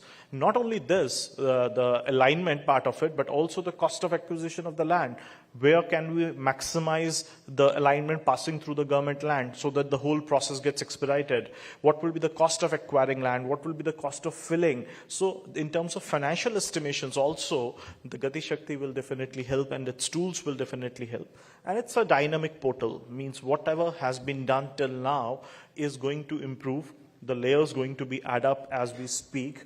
More and more requirements, more and more use cases will come in, and it will keep on growing as we speak. So this is, I think you must have seen the demonstration also. At the nationwide level, the entire country, national highway network, expressway network, your village roads, your roads which has been constructed among PMGSY has been mapped. Just wanted to tell you a very important thing, that this road network of the country has been mapped into 3 different time zones. What was the situation of our road network in 2014 and 2015? We were standing close to 92,000 kilometers of the road network in the country. What it was in 2021, means what we have achieved in 7 years of the time frame of the implementation, it rose to 134,000 kilometers of the road network, which means we have added close to 45,000 kilometers of the road network in 7 years. And what it will be in 24-25, which is the target is 200,000, 2 lakh kilometers of the road network, including expressways, including village roads, including national highways, state highways, etc. Which means we will be more than doubling our road infrastructure in last 10 years. In this decade of 2014-15 till 2024-25, our road network will get doubled, which means the impact, the economical impact, the cascading impact of the creation of this road assets on the economy will be enormous. And it's not just the targets, it's not just the numbers. What 2 lakh kilometers of the road network, or I can say additional 110,000 kilometers of the road network will comprise of, every project has been mapped at the back end under the Gati Shakti portal. And the performance of the different line ministries, whether it is NHAI, whether it is MORTH, whether it is state PWD, and any of the implementation agency who is associated with that project is getting monitored basis this Gati Shakti portal. So it's not only a planning tool. I just wanted to clear that understanding that it's not just the planning tool of fixing the alignment or the right of way, it's also the performance monitoring tool for the targets given by individual ministries. The granular details of whether right-of-way has been acquired, land has been notified or not, money has been sanctioned or not, project has been cleared under Bharatmala or not, all that details are available against which the performance of a line ministry is getting monitored. This is one example, and similarly for all infrastructure sectors, whether it is ports, airports, optic fiber network, telecommunication line, power transmission, distribution network, railway infrastructure, everything has been done in a similar fashion. This is basically the railway line network. Again, the cargo handling capacity of our country was close to around 1100 metric ton, and which will increase to around 1600 metric ton by 24-25. Similarly, the ports and major and the minor ports, we were around 72, it will rise to around 84 in terms of major. The airports, heliports, water aerodromes, which are getting constructed. Again, you see into 3 different time zones, red, green, and blue. We were standing at around 92 airports, heliports, and water aerodromes, which will rise to 220 by 24-25. So again, more than double the number of airports, heliports, and water aerodromes. Similarly, the transmission line and the other planning layers with regard to the forest network, the OFC network. Every single village of the country is going to be connected with the optic fiber network by December 2023. We were around 11 lakh circuit kilometers of this line. We will be having around 35 lakh kilometers of OFC network by December 2023, which means close to 3 times rise in the optic fiber network in the country, which will again facilitate e-education, e-medicine, and everything getting connected to the world of internet. Moving forward, the layers of the forest, and now coming to industrial corridors. I'll skip this part because that has been covered in the earlier session by Harish Shuklaji. So no point of repeating the same thing about what we are doing in Gujarat as part of the development of Dholera. But as a synopsis, I can say the greenfield industrial cities which we are developing as part of National Industrial Corridor Development Program, it's completely plug and play, it's completely future-proofed, sustainable, and the infrastructure planning has been done taking into horizon a master planning of next 40-50 years. You can't see anything above the ground except the roads and the street lights. The city which you see above the ground, you have a bigger city rolling up below the ground. All the utilities, all dry and wet utilities have been laid underground, which are completely maintainable, manageable, serviceable, and people can walk in, do the servicing part of it, repair, and come back. And similar concepts have been adopted for all the industrial cities getting developed as part of National Industrial Corridor Development Program, whereby we have been mandated by the government to develop 32 such cities in 18 states of the country over a period of next 10 to 15 years. Out of that, we have already delivered 4 such cities. One is Dholera, the second one is Shendra Bitkin in Maharashtra, Integrated Township Project in Greater Noida, and Integrated Township Project Vikram Udyogpuri in Madhya Pradesh, where not only the infrastructure has been constructed to a world-class standard, but the process of the land allotment has started. And I'm happy to share that close to 209 industrial plots have been allotted. Close to 18,000 crores of investments have been mobilized by selling only 5 to 6% of the industrial land inventory available with us. At present, we are sitting on a land bank of close to 2,500 acres for industrial use and another 2,500 acres for other residential, commercial, institutional users across these 4 locations. And moving forward, 2 of our projects, basically Tumkuru in Karnataka and Krishnapatnam in Andhra Pradesh, will go into construction by the end of this calendar year. And another 3 projects will go into construction probably in the next calendar year. So this I'll skip for the paucity of time because Dholera is a perfect example of multimodal connectivity, which is designed and which is desired as part of the PM Gati Shakti master plan. Connectivity to the ports getting ensured through Bhimnath Dholera railway line. Connectivity to the airport. A new airport is in the offering. It's very well connected to the airports of Ahmedabad and Bhavnagar down below. Connectivity to the road. NHAI is constructing a 6-lane dedicated expressway connecting Ahmedabad to Dholera, reducing travel time to 90 minutes. And very well connectivity to the railway network, not only to the existing railway network, but also to the proposed Western DFC. So this has already been covered. Utilization of the CRZ area by way of leasing out the land for putting up a solar park.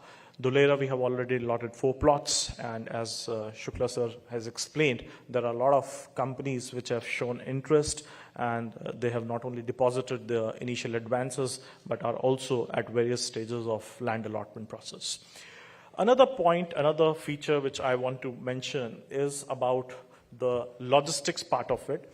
Honorable Prime Minister has recently launched the National Logistic Policy, and one of the biggest pillars of the National Logistic Policy is the Unified Logistics Interface Platform.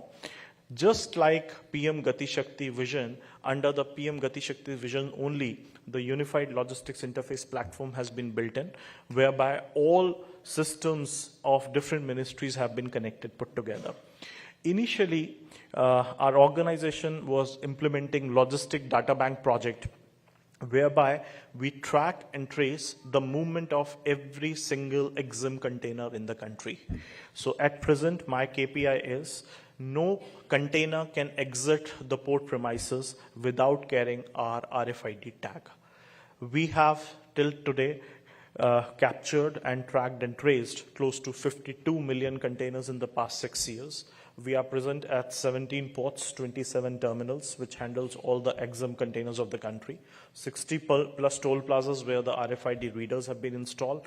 200 plus CFS and ICDs and MTRs where RFID readers have been installed. 9 special economic zones, border checkposts of Nepal and Bangladesh, and all the railway stations and the proposed dedicated freight corridor stations.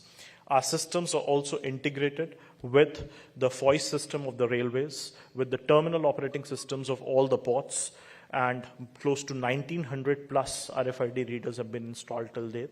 Probably another 210 readers will be installed by the end of this month. Under ULIP, as you see in this particular diagram, these are the systems which are running in isolation and which directly or indirectly manages the logistics ecosystem of the country. We have port community system, which is run by Indian Port Association. We have terminal operating systems of every port separately. Within air cargo, we have 3 systems. There is a system called Air Cargo Message Exchange System. There is an Air Cargo Community System. There is a system run by I-Class. Delhi Airport Air Cargo runs on a different system. Bombay, Hyderabad, Bangalore runs on a different system. 26 airports of Airport Authority of India runs on a system managed and operated by I-Class. Similarly, within the Ministry of Road Transport and Highways, we have Vahan, which is for the purpose of verifying the credentials of the vehicle. We have Sarthi for the purpose of verifying the credentials of the driver. We have FASTag, which is managed by NPCI for electronic toll collection. Though they are within the same system of Ministry of Road Transport, but these 3 systems don't talk to each other. Another Ministry of Finance, we have IceGate systems, which is done by Customs. We have GSTN, which is e-way bill. Mahiti, we have DigiLocker for the purpose of eKYC. We have Importer-Exporter Code, which is issued by Ministry of Commerce, DGFT. Our systems of partner government agencies, PGAs, which are, to my knowledge, only 2 systems are at present digital, which is Plant Quarantine and FSSAI. Rest 14 PGA systems are still not digitized in the country. So what we have done under Unified Logistics Interface Platform, we have integrated all these systems through the development of the APIs. So now all these systems has been connected under one system, which was launched by Honorable Prime Minister on 17 September 2022. And all these systems are now talking to each other through the ULIP platform. In a layman's term, I can explain it better. We have created the UPI of the logistics sector. So eventually what will happen is that maybe 1 year or 2 years down the line, every single logistic transaction in the country will either get transacted through ULIP or will either get authenticated by ULIP or will either get searched, tracked, traced using the ULIP API. So none of the transactions in the logistic space, irrespective of the mode of transport, irrespective of the number of handshake points from road to rail, from rail to port, from airport to road, road to rail again, irrespective of the number of handshake points, irrespective of the modes of transport, will get transacted or will get routed through the ULIP platform. And the objective is very clear. As government, we have created the governance layer and the integration layer, the pillar of the whole logistics supply chain. We are inviting private sector players for developing the presentation layer, or we can say the app layer. Similarly, what has been done in case of digital payments, government has created the UPI. Rest on the top of it, you have Paytm, you have Google Pay, you have Airtel Pay, and you have other payment gateways. Depending on what you require, depending upon what is the requirement of the end customer, a customized app or a customized solution or customized presentation layer can be developed. Maybe a shipping line may develop a separate app for their end user. A freight forwarder will require a different set of app for their end user. A 3PL, a 4PL logistic company will require a different set of app for their end user. But at the back end, they will be fetching the information from the ULIP for providing end services to the end customer. And this is what has been developed. And I'll appreciate if you can kindly visit goulip.in, where the registrations have started. And we have already tested close to 2 crore plus transaction before it was officially launched by the Honorable Prime Minister, just to test the credibility of our systems. More than 15 companies have signed the non-disclosure agreements, and they are actively using the ULIP APIs. All players from the private sector, startup companies using these ULIP APIs for providing better visibility and better information for an informed decision making. Moving forward, 30 systems of 7 ministries has been integrated with close to development of 100 APIs covering close to 1600 odd fields. This is the structure whereby these are the source of information on the left, integration layer, governance layer, which I explained, and the presentation layer, which is being left to the private sector. But just to demonstrate the usability of the system, we have developed 5 apps in-house for the purpose of establishing how ULIP will work and what benefit it will give to different stakeholders. Now coming to the overall theme of the National Logistic Policy, which was recently launched, the objective is to bring the cost of logistics down. The objective is to provide ease to the EXIM trade. The objective is to make India globally cost competitive. Whether it is containerized trade, whether it is non-containerized trade, either we are talking about bulk or break bulk, either we are talking about any kind of capacity building program, all that factors has been considered while drafting this National Logistic Policy. It has gone through an extensive round of discussions and stakeholder consultations for over the last 4 years before the final policy has been notified. Now the logistic policy has been notified as part of the official gazette and is available online, so you can download it and just go through it in detail.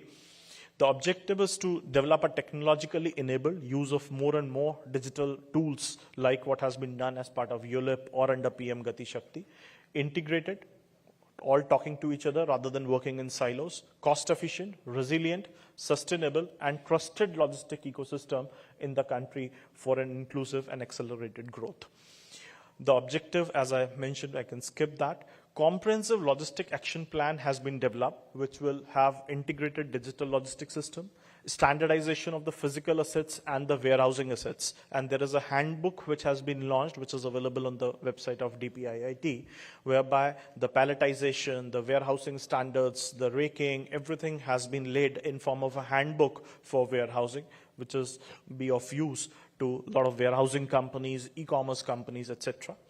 Logistic human resource development and capacity building. The way we are talking about this digitization, whether it is PM GATI Shakti or ULIP or the kind of planning which is going on in and across the country, there will be a huge requirement of the logistic professionals who understand logistic as a subject, who understand how goods move from one place to another, and what are the major bottlenecks, where the technology can play a role, what all processes can be digitized, where the manual intervention can be taken away with, what are the changes which the government needs to do for giving automatic clearances. So there will be a huge requirement of human resource development and capacity building in the logistics sector, and that has been considered as part of the National Logistic Policy, and its emphasis has been done for developing courses initially to teach the government functionaries, to teach the officers. The courses have been loaded now on IGOT platform to tell about how PM GATI Shakti works, how you can make a use of PM GATI Shakti.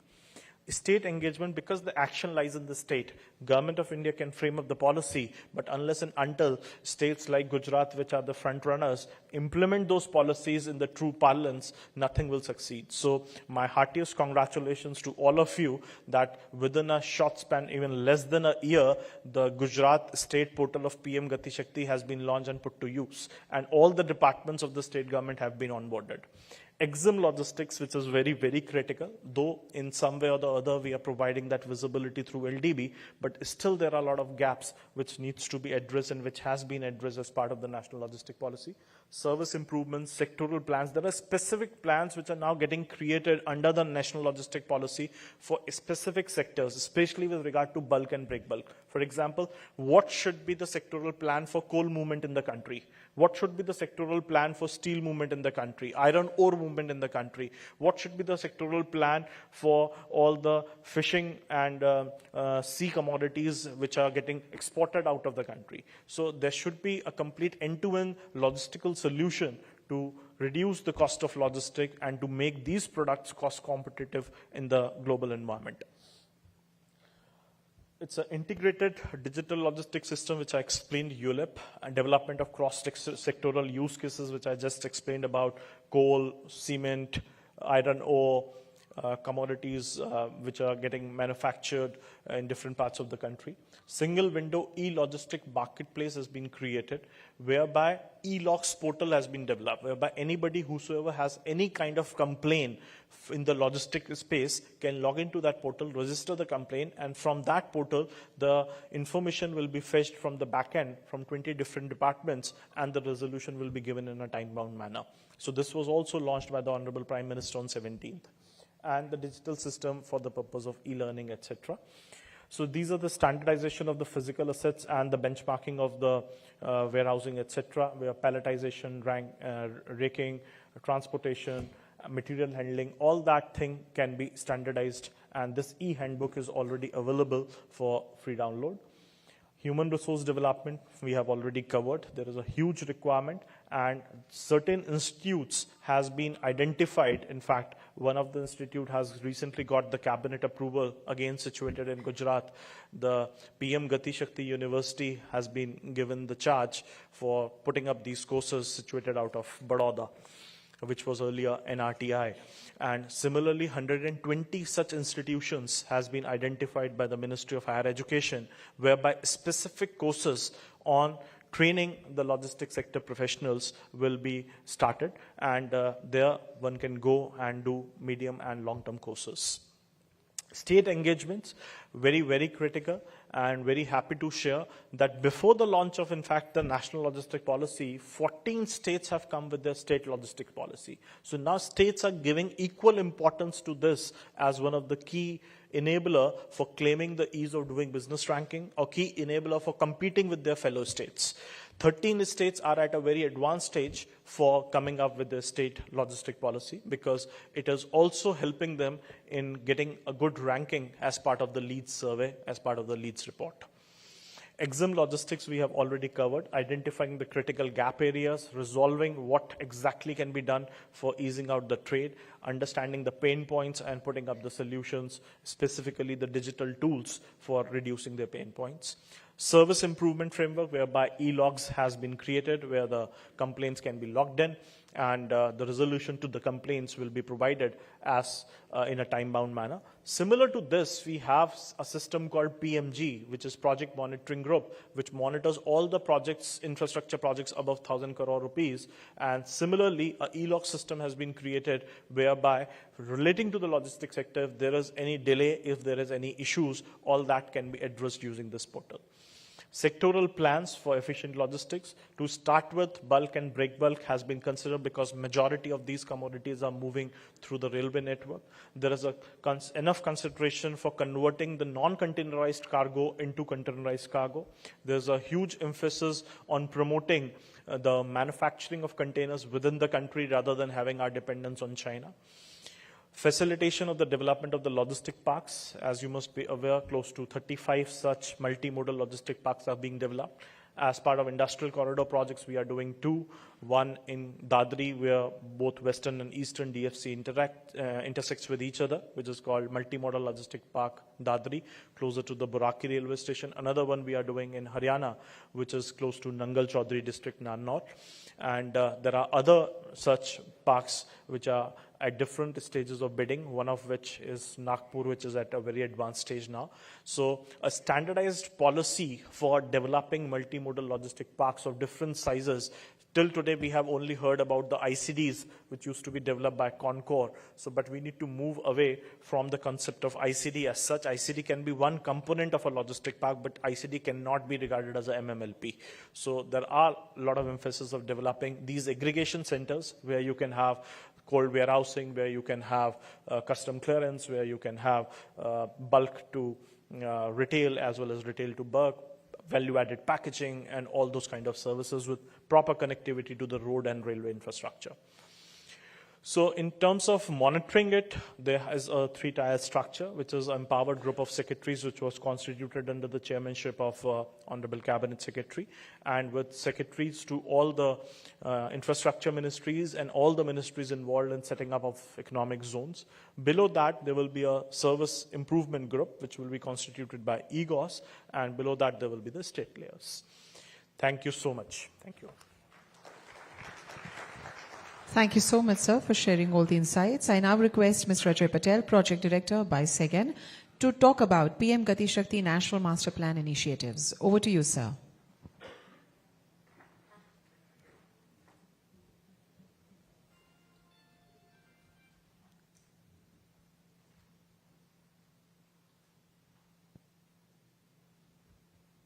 नमस्कार। आज का ये जो दिन है, जो Gujarat state गति शक्ति मास्टर प्लान लॉन्च हुआ और ये जो अपॉर्चुनिटी मिली है हमें, उसके लिए सबसे पहले धन्यवाद। दूसरी चीज़ ये है, जो अभी ये जितने भी स्टेट्स के पोर्टल बन रहे हैं, हर एक गति शक्ति में इन्वॉल्व हो रहे हैं। इसमें आज काफ़ी सारे स्टेट्स के ऑफिशियल्स भी आज इन्वाइट ही है। आई थिंक हरियाणा, उत्तर प्रदेश, झारखंड और केरला। तो हर एक स्टेट्स अपने अपने जो पोर्टल्स है उसको मैक्सिमम वो उस तरह से, जैसे गुजरात में मोर देन 500 लेयर्स जो इंटीग्रेट करे हैं, उस तरह से वो करने की कोशिश में है। और मैंडेटरी लेयर जो बनाए हैं हर एक स्टेट्स को, देयर आर 32 लेयर्स जो कंपलसरी है, जिसको पहले ऑनबोर्ड कराने थे। तो वो लेयर्स के लिए भी काफ़ी सारे स्टेट्स ने इनिशिएटिव ले लिया है। और आप लोगों को सबसे पहले ताज्जुब होगा, प्रेजेंटेशन सबसे पहले ताज्जुब होगा, ओके, कि मोर देन 20 स्टेट्स, सर, उसका खसरा डिटेल, लैंड पार्सल आज पूरे कंट्री का अवेलेबल है इन पीएम गति शक्ति पोर्टल।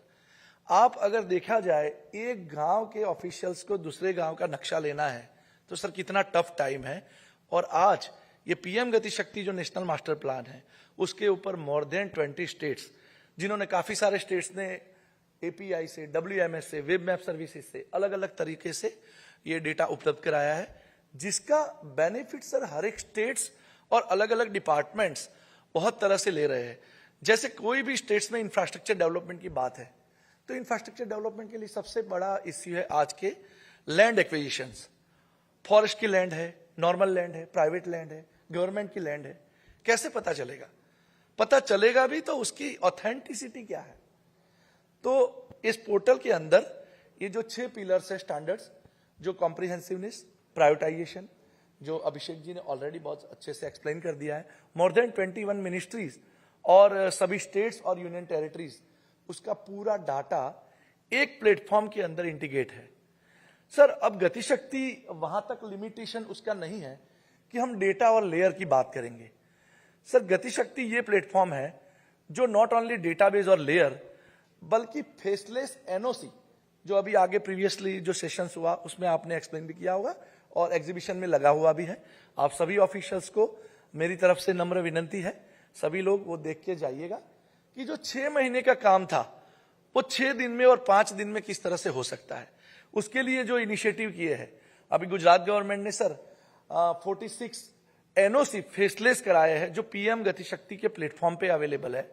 और उसमें से काफी सारे स्टेट्स ने हमें अप्रोच किया है कि इस तरह के टूल पूरे आत्मनिर्भर इन हाउस सिस्टम से बने हुए हैं, फॉरेन की कोई टेक्नोलॉजी नहीं लगी है इसमें, और पूरा डेटाबेस, टूल और टेक्नोलॉजी ये पूरी सर इन हाउस बनी हुई है। तो ये sir multi sector database, faceless NOC जो अप्रूवल्स है, जैसे सर ऑलरेडी बता चुके थे, CRZ नोटिफिकेशंस है, आपके आर्कियोलॉजिकल मॉन्यूमेंट साइट है, उस तरह के फॉरेस्ट सेंचुरीज है, और टेक्नोलॉजी, इन तीनों चीजों का समन्वय करते हुए ये डिसीजन सपोर्ट सिस्टम बना है। सर, एक इंपॉर्टेंट चीज है सिंक्रोनाइजेशन। सर, हमने एक डेमोन्स्ट्रेशन में भी एग्जाम्पल भी दिखाया है। सर, रक्षा शक्ति सर्कल जो गुजरात के है, गांधीनगर के लोग, उनको ज्यादा आइडिया है। सर, फ्लाईओवर ब्रिज भी बन रहा है, बाजू में मेट्रो ट्रेन का भी चल रहा है construction. Sir, mobile application system से आएगा, डेटा से आएगा, इंटीग्रेट होगा, और मॉनिटरिंग तो आप कर ही सकते हो, वो टेक्नोलॉजी तो इसमें जोड़ी दी है। लेकिन नॉट ओनली दैट, हमने सर हिस्टोरिकल सैटेलाइट डेटा जो आप गूगल अर्थ में वगैरह नॉर्मल यूज करते हो, लेकिन ये पूरा इसरो से प्रोक्योर किया हुआ आत्मनिर्भर भारत के तौर पे कार्टोसेट 60 सेंटीमीटर सैटेलाइट डेटा, जिसके आधार पे आप एग्जिस्टिंग इंफ्रास्ट्रक्चर, दूसरे डिपार्टमेंट का इंफ्रास्ट्रक्चर और गैप, अगर गैप है तो इसको किस तरह से इसको लिया जाए या दोनों का पैरेलल डेवलपमेंट कैसे किया जाए। मान लो कि एक 2022 में बन के तैयार हो जाएगा और 2024 में तैयार होगा, ऐसा तो नहीं होना चाहिए। तो इस तरह की जो चीजें हैं इंपॉर्टेंट, उसके ऊपर मैं फोकस करना चाहूंगा। और तीसरी चीज सर डायनेमिक इसलिए है, हर एक स्टेट का अपना अपना बहुत अच्छा डेटा है। सर अभी रिसेंटली हमें हरियाणा गवर्नमेंट ने इनवाइट किया था इसी गति शक्ति के पोर्टल के लिए। सर इतने इंटरेस्टेड ऑफिशियल्स है और उन्होंने हर एक चीज को बोले ट्रेनिंग करेंगे, इसमें लाएंगे और जितने भी स्टेट के डिपार्टमेंट के पोर्टल पे अवेलेबल डेटाबेस है उसका सर डुप्लीकेशन ऑफ वर्क नहीं करेंगे, सीधा एपीआई से और WMS से जोड़ेंगे और डायनेमिक कोई भी उसमें चेंज होगा तो automatically it will reflect on PM गति शक्ति portal. Sir same Uttar Pradesh, Gujarat के बाद अगर देखा जाए उत्तर प्रदेश ने लॉट्स ऑफ लेयर्स हमें प्रोवाइड किए हैं, काफी सारे टूल्स बनवाए हैं, हमारे बीच में उनके ऑफिशियल्स है। इवन झारखंड, सर आपको ताजुब होगा, एक ही बार ओनली वीडियो कॉन्फ्रेंसिंग से इनके साथ इंटरेक्शन हुआ है और मोर देन 40 लेयर्स। और अभी टूल के लिए उन्होंने बोल दिया है कि इस तरह के टूल हमें आप अवेलेबल कराओ इन हाउस और आत्मनिर्भर भारत के तौर पे, ताकि जल्दी से जल्दी हम काम कर पाए। सर दूसरी चीज है सर ये जो फ्रेमवर्क लिया है, क्योंकि सबसे पहली चीज आती है बेस मैप। आप बेस मैप कौन सा यूज कर रहे हैं? सर सर्वे ऑफ इंडिया का, ministry of science and technology का हमने जो जियो स्पाशियल फ्रेम है उसको यूज किया है। और आपको ताज्जुब होगा सर, अभी आफ्टर वीक सर हर एक पोर्टल पे states as well as national master plan 250 से ज्यादा लेयर सर्वे ऑफ इंडिया के इसके ऊपर अवेलेबल होंगे। अभी हमारी टीम ने कंप्लीट कर ली है, क्योंकि काफी बार ऐसा होता है सर्वे ऑफ इंडिया में रिजर्व फॉरेस्ट कौन सा है, प्रोटेक्टेड फॉरेस्ट कौन सा है, किसी को डीपीआर बनाए, अंडरग्राउंड पाइपलाइन कौन सी जा रही थी, पहले सूखी हुई नदी कौन सी थी, या paleo channels, that is also important sir. पहले यहां रिवर थी, अब मॉर्फोमेट्री चेंज हो गई, फ्लडिंग की वजह से वो 10 किलोमीटर दूर चली गई, उसकी हिस्ट्री। अगर ब्रिज प्रपोज करना है तो ब्रिज का स्पान कितना रखोगे, सिविल इंजीनियर को सपोर्ट करने के लिए ये टूल्स और टेक्नोलॉजी पूरी तरह से तैयार हो गई है sir. Sir satellite data already मैं बता चुका हूं जो इसरो से हम प्रोक्योर कर रहे हैं, और 70% सैटेलाइट डेटा इसके ऊपर ऑनबोर्ड करा दिया गया है। सर सबसे बड़ी बात सर्वे नंबर, अगर किसी भी यूजर को आप पूछोगे कि लास्ट यूनिट कौन सा है माइक्रो लेवल डेटा, तो सर एक खसरा की बात आएगी सर्वे नंबर, और हाउस होल्ड, अर्बन एरिया की बात करेंगे तो sir house hold. Sir house hold के डेटा के साथ अभी महाराष्ट्र गवर्नमेंट ने हमसे एक एक्सरसाइज कराई है, कोई ड्रोन टेक्नोलॉजी नहीं, आत्मनिर्भर भारत के तौर पे पूरा प्रॉपर्टी का टैक्स का डेटा, मोबाइल टेक्नोलॉजी और सैटेलाइट डेटा और उनके डिपार्टमेंट का डेटा, तीनों चीजों को जोड़ के हमने एक सिस्टम बनाई है ताकि प्रॉपर्टी टैक्स कलेक्शंस और जितना भी डेटा है उसकी सिस्टम सर इससे जुड़ जाएगी। और अभी राइट नाउ 161 नगर पालिका और जितने भी महानगर पालिका है गुजरात गवर्नमेंट की, सभी में मोबाइल टेक्नोलॉजी और वेब पोर्टल की मदद से जितने भी एसेट्स है वो अर्बन एरिया के उसके ऊपर सर मैप हो गए हैं, और उसका लाइव डैशबोर्ड है जिसके ऊपर आप रेगुलर देख सकते हो कि आपके नीचे किसी ऑफिशियल्स को आपने मॉनिटरिंग और काम करने के लिए दिया है तो कितने एसेट्स उन्होंने मार्क किए, और चेकर मेकर का कंसेप्ट है ताकि हर एक डेटा को, इसमें सभी डेटा को वैलिडेट और ऑथेंटिकेट कर पाओ। सर ये पोर्टल नेशनल मास्टर प्लान है जिसका जो माननीय प्रधानमंत्री साहब ने लॉन्च किया था, और हर एक स्टेट का इसमें मैकेनिज्म है, उससे आप एंटर कर सकते हो।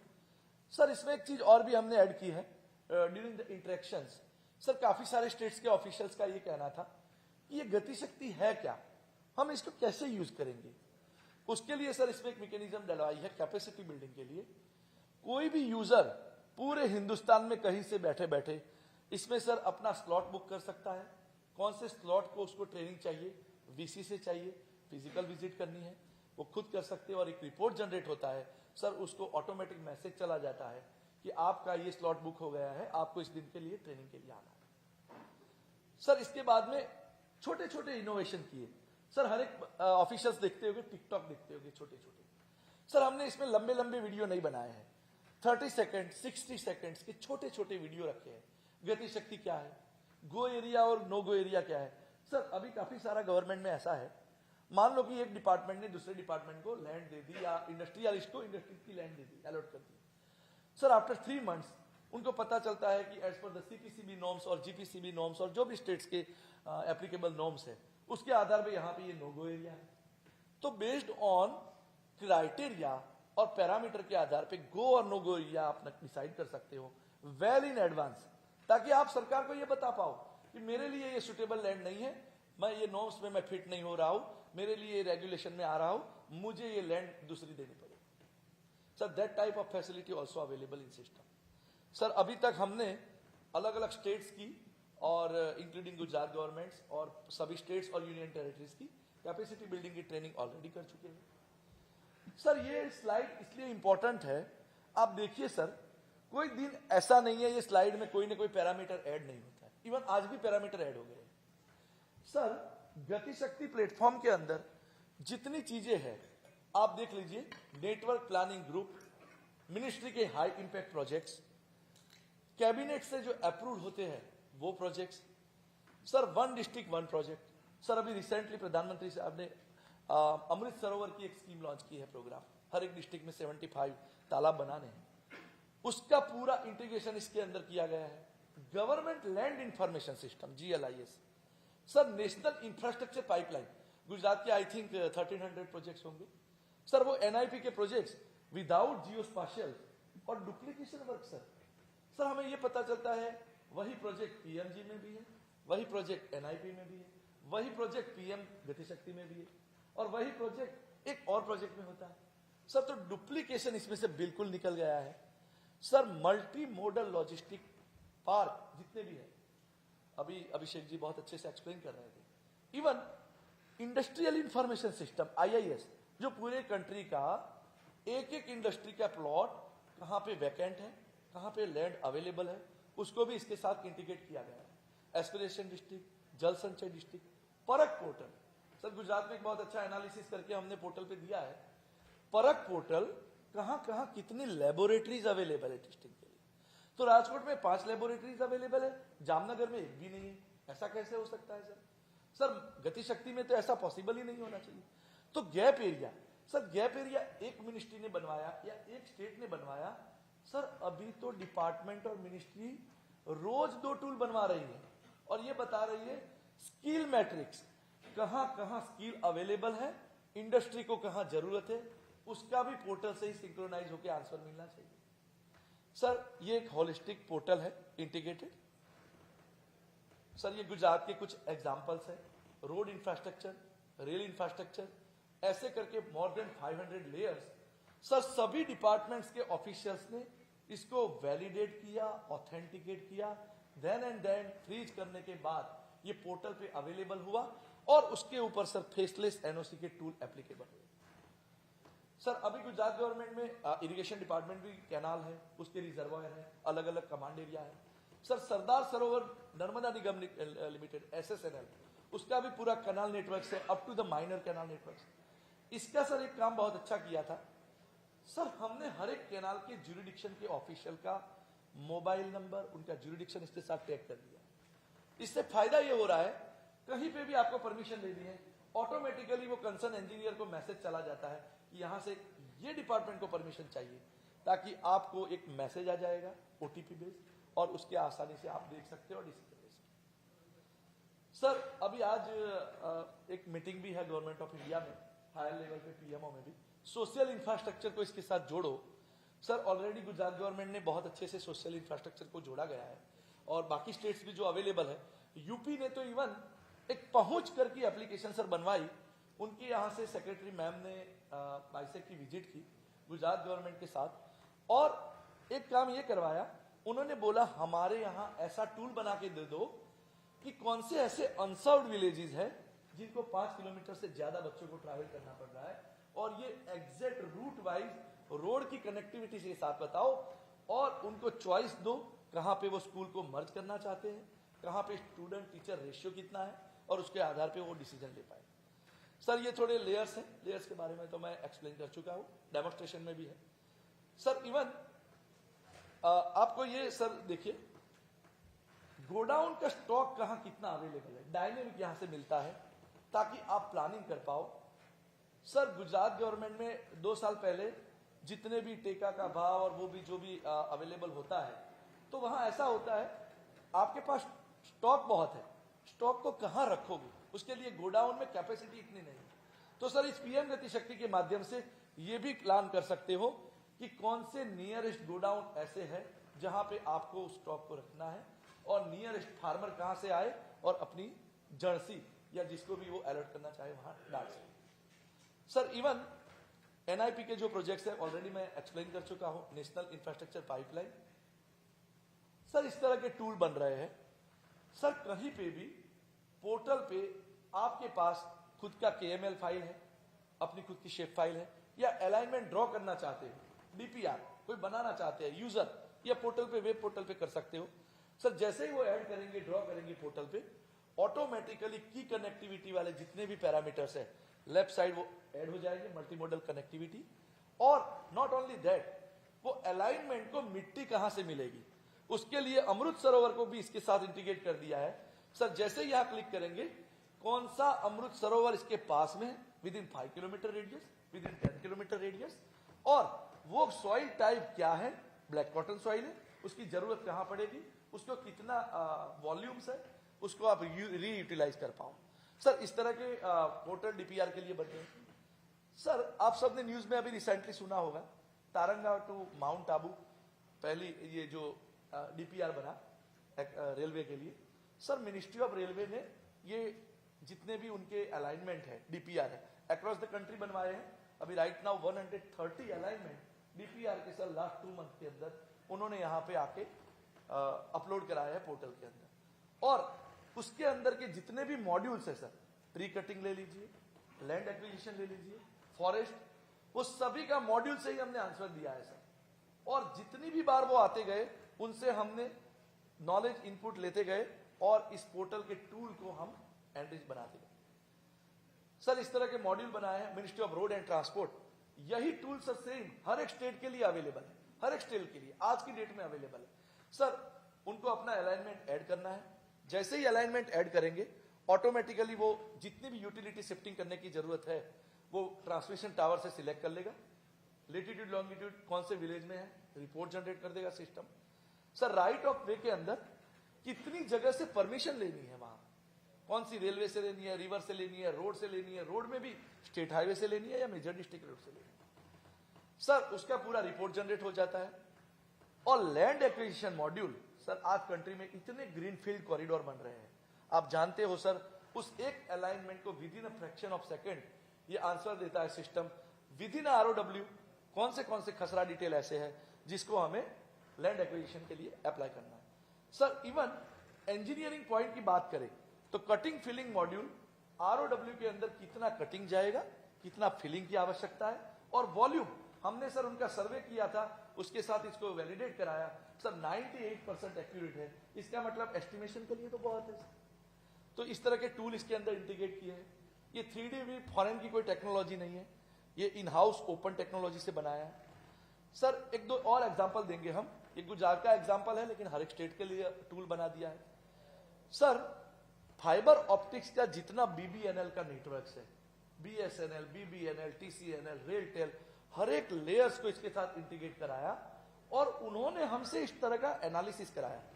वो बोले ठीक है, नॉन फाइबराइज टावर गुजरात गवर्नमेंट में कितने हैं उसको मैप कराया, और नॉन फाइबराइज टावर को फाइबराइज करने के लिए कितने एनालिसिस की जरूरत है, कितना लेट करना पड़ेगा लेंथ, वो सर टीएसपी ऑपरेटर वाइज ये इसमें एनालिसिस ये हर एक स्टेट के लिए अवेलेबल है।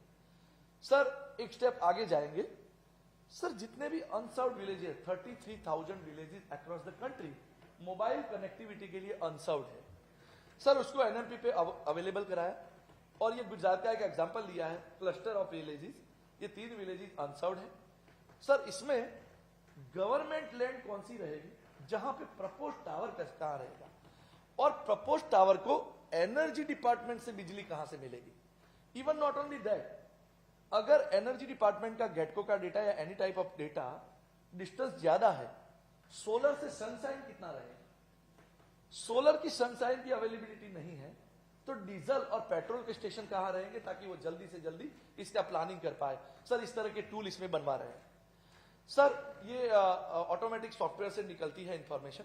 जैसे मैंने नेविगेशन में गुजरात किया, 4G saturation of dashboard, sir ये मैट्रिक्स ऑटोमेटिकली बनता है, प्रपोज टावर कहां लेटीट्यूड लॉन्गिट्यूड कहां बनेंगे, गवर्नमेंट की लैंड पे बनेंगे या प्राइवेट पे बनेंगे, गवर्नमेंट की लैंड अवेलेबल ही नहीं है, टेरेन की कंडीशन कौन सी है, और distance from railway, distance from road and distance from energy assets. Sir एक चीज बहुत अच्छी उनके पास है, ये उनके पास थी पड़ी हुई। सर इसको एक छोटे से एफर्ट से कितना फायदा हो रहा है।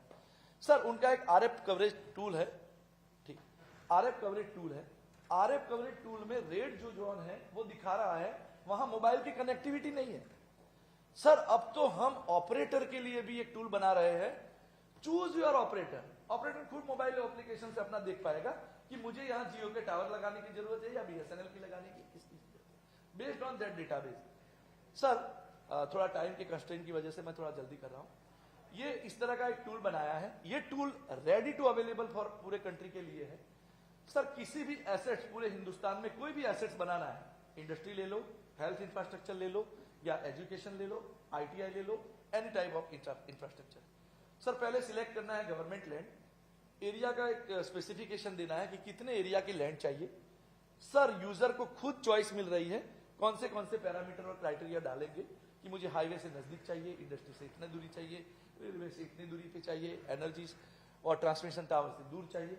इसके हिसाब से वो डालेंगे, ऑटोमेटिकली सर सिस्टम बताएगी कि पूरे स्टेट में कौन से सर्वे नंबर उस क्राइटेरिया को सेटिस्फाई कर रहे हैं। और not only that sir, even वो सर्वे नंबर कहां पे है, उसका 7/12 का फॉर्मेट आ जाएगा, ऑनरशिप किसकी है, और इसको डायरेक्ट फेसलेस एनओसी से एप्लीकेबल कर सकते हैं, और सीधा डैशबोर्ड पे एप्लीकेंट अपना और यूजर दोनों देख सकते हैं कि कहां कहां मेरी faceless application.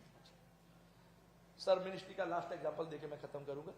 Sir railway ministry ने बहुत अच्छा काम कराया है, डीपीआर 131 ऑनबोर्ड करा दिए। उसके बाद में उनका एक ऑलरेडी सिस्टम था सर मॉनिटरिंग का, जो क्रिश का उनका बहुत अच्छा सिस्टम बना हुआ है। सर इसमें चेनेज वाइज मॉनिटरिंग दिखाया है, आप देख सकते हो डिफरेंट कलर। सर यहाँ एक एग्जांपल दिखाया है, उधमपुर टू श्रीनगर उनका डीपीआर बन रहा है। सर वहां क्लिक करेंगे पोर्टल पे, उसकी डिटेल इंफॉर्मेशन आएगी, उसके साथ में उनका डैशबोर्ड जुड़ गया जो प्रोजेक्ट मॉनिटरिंग देख रहा है, और लाइव कैमरा से सर लाइव फीड आ रहा है वहां पे कंस्ट्रक्शन कितना है। अगर ये तीन चीजों का समन्वय हो गया, इसमें क्वेरी मॉड्यूल चल पड़ा, सर इससे ज्यादा चाहिए क्या गति शक्ति। ये तीनों चीजों उन्होंने अभी रिसेंट करवाई है। ये कुछ एग्जांपल्स है, हाइड्रोलॉजिक स्टडी वगैरह जो मैं ऑलरेडी बता चुका। Sir gap analysis, Gujarat government में हमने गैप एनालिसिस करके दिया है, हर एक स्टेट के लिए अवेलेबल है। कितने पोर्ट को कितनी रेलवे की कनेक्टिविटी की जरूरत है और किसकी प्रायोरिटी लेनी है। Sir that type of facility also available in system. Sir quick connectivity tool, आप पूरे हिंदुस्तान में कहीं पे क्लिक करो, जो भी पैरामीटर लेफ्ट साइड सिलेक्ट करो। मान लो कि किसी टूरिज्म की बात करते हैं सर, सपोज मैं कोई जगह गया हूं, मुझे ये चाहिए कि 10 किलोमीटर रेडियस में कितने रिसोर्ट अवेलेबल, कितनी होटल्स अवेलेबल, उसके अंदर कितने कमरे अवेलेबल है, क्या फैसिलिटी है, हेल्थ फैसिलिटी क्या है, that type of facility also available in system.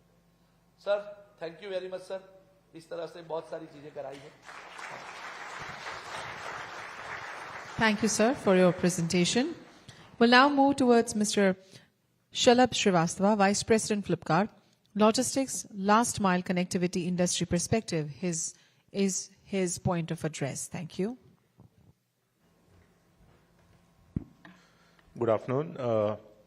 Dignitaries on stage, off stage, and friends from media. It's been an honor to be here for the last couple of hours to understand the kind of path-breaking work that Government of India and Government of Gujarat is leading, and the kind of opportunities that it opens up for the entire country to leapfrog India to the next level and move from being a follower to a leader in terms of logistics in a very short period of time. And I must say that the last couple of hours have been great education for me, and I will go back with a lot of ideas about how Flipkart can participate in this fantastic and exciting journey. So before I get on to last mile and talk a little bit about what it is, what are the challenges that we face, what are the overlaps with Gati Shakti, and what are some of the perspectives of last mile, which we can add on to all the stuff, good stuff that we have seen so far. Just want to tell you that Flipkart is fortunate to be present in Gujarat in a big way, right? We have got a fairly large footprint over here. We have got 3 large warehouses over here and close to 100 last mile hubs. And overall, we give, if we include direct and indirect employment, we give employment to more than 180,000 people. And we look forward to continuing on enhancing this journey. We also have our largest marketplace seller base over here in Gujarat, right? More than 50,000 sellers. And through the portal, they get an opportunity to market their goods to people across India. And we are very, very proud of that fact. Now, let me come on to last mile and what is last mile, right? So, last couple of hours, we have heard some very interesting discussion around where India is in terms of, let's say, logistics cost per GDP. We are at 14%. Where is US and Europe? They're close to 7 or 8%. And unless we bridge that gap, our dream of becoming a logistics superpower and a hub will not really materialize. So let's track the journey of a shipment, right? Let's say a shipment has traveled over high seas. It has moved on to rail. From there, it has moved on to road, and it has reached a city. Ultimately, it has to be delivered to end customers like you and me, and that very simply is what we call last mile.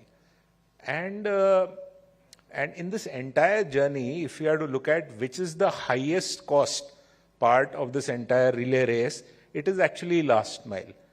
And it is expensive because it is the most disaggregated part of the entire shipment journey. And hence, if we have to make this vision of Gati Shakti come alive, this vision of becoming the lowest cost and highest reliability supply chain, then we need to solve for last mile logistics as well. Now, what is last mile and what are the kind of challenges that we face? One challenge and opportunity in India is the scale that we need to solve for. For example, in a city like Bangalore, there will be lakhs of people who would be ordering on Flipkart and would be expecting a very short turnaround time for their shipments, right? Most of them would be expecting that their shipment would be delivered within 24 hours or 48 hours. To be able to service that demand in a cost-effective manner, we need to have fairly sophisticated systems which will help us understand demand and plan for that in advance. So we require tech, big tech, right? Second aspect is that we need urban infrastructure to be able to reach customers in a short and defined manner so that we are able to fulfill their requirement of speed and accuracy. So we need urban infrastructure, right? Good roads within cities, uncongested roads. Third, we need people who does this, right? Contrary to what a lot of people believe, drones are not being used in last mile, at least so far, in terms of shipment delivery.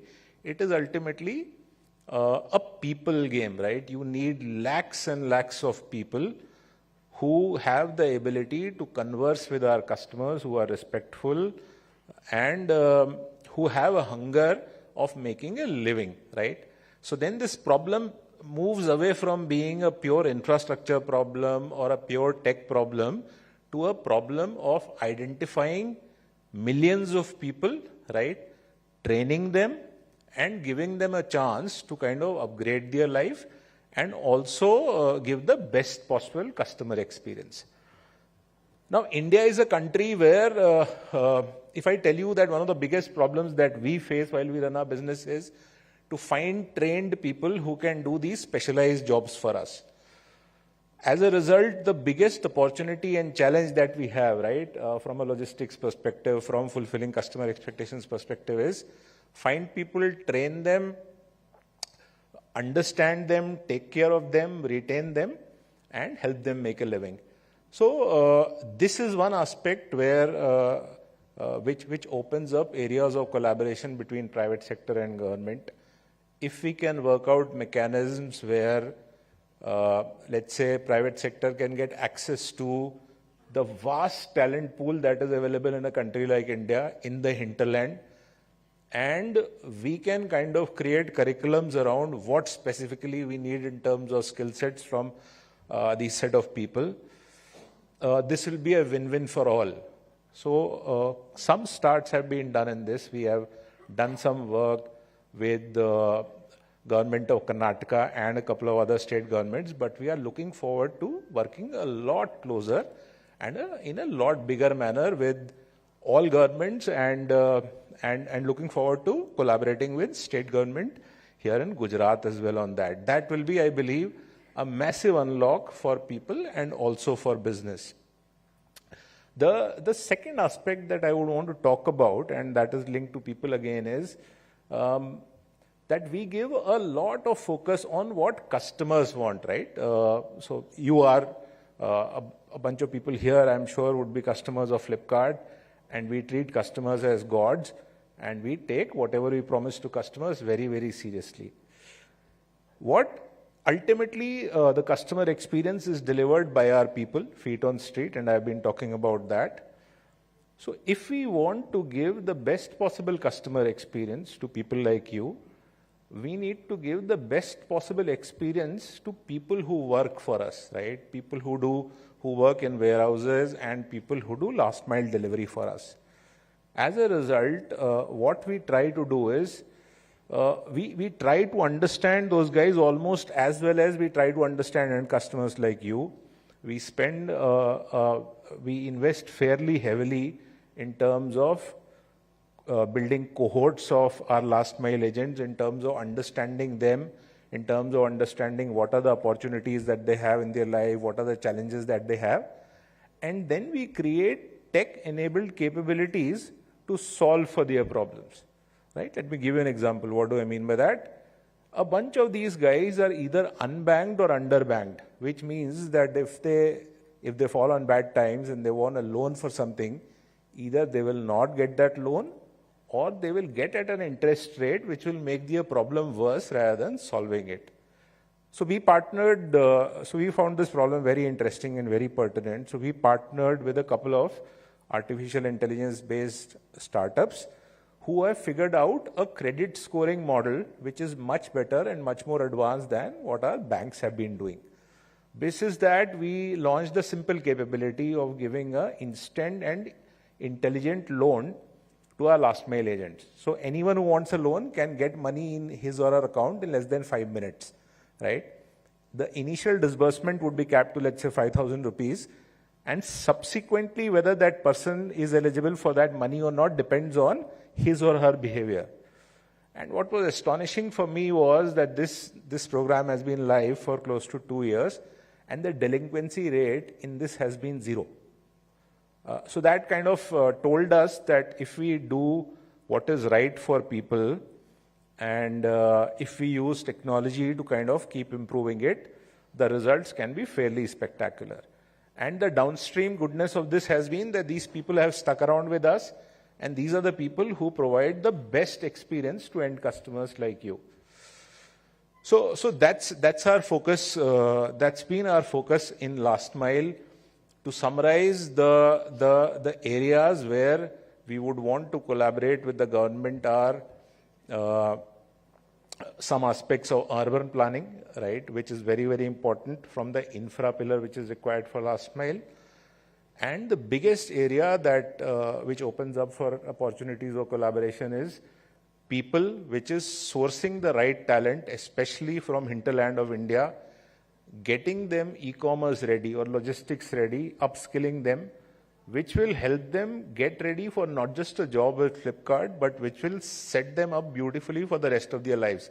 Because once they learn these skills and once they work with us for a couple of years, they will never found a shortage of jobs or productive work.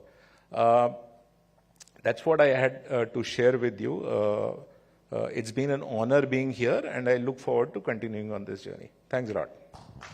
Thank you so much, sir, for sharing your experiences with Flipkart and with the government. I now welcome Mr. Vikram Jaishighani, MD and CEO, Adani Logistics Limited, to talk about Gati Shakti ramping up logistics efficiency. Distinguished guests, I do share, I'm aware that I'm standing between you and the lunch. You should have been finishing lunch and, so I won't take much time. I'll be well within my time, and I think first of all, game-changing, really privileged to be witnessing in our lifetime this kind of a game-changing Gati Shakti master planning. We thought that how is it going to fructify, how is it going to be actually launched on the ground. Really amazed to see the speed at which this whole thing is getting launched. And kudos to the Gujarat government for being first on the block, not only in coming out, taking off from the master planning activity, launching its logistics policy, and then actually going on the ground towards the first phase of implementation. Yeah? So the stage is set for the private sector, for all the people to really take advantage, piggy bank, complement this whole Gati Shakti launch and the national logistics policy. And we in Adani, who pride ourselves to be nation builders, are not going to be far behind. We are going to be very much ahead in this game, complementing the government in the nation building activity.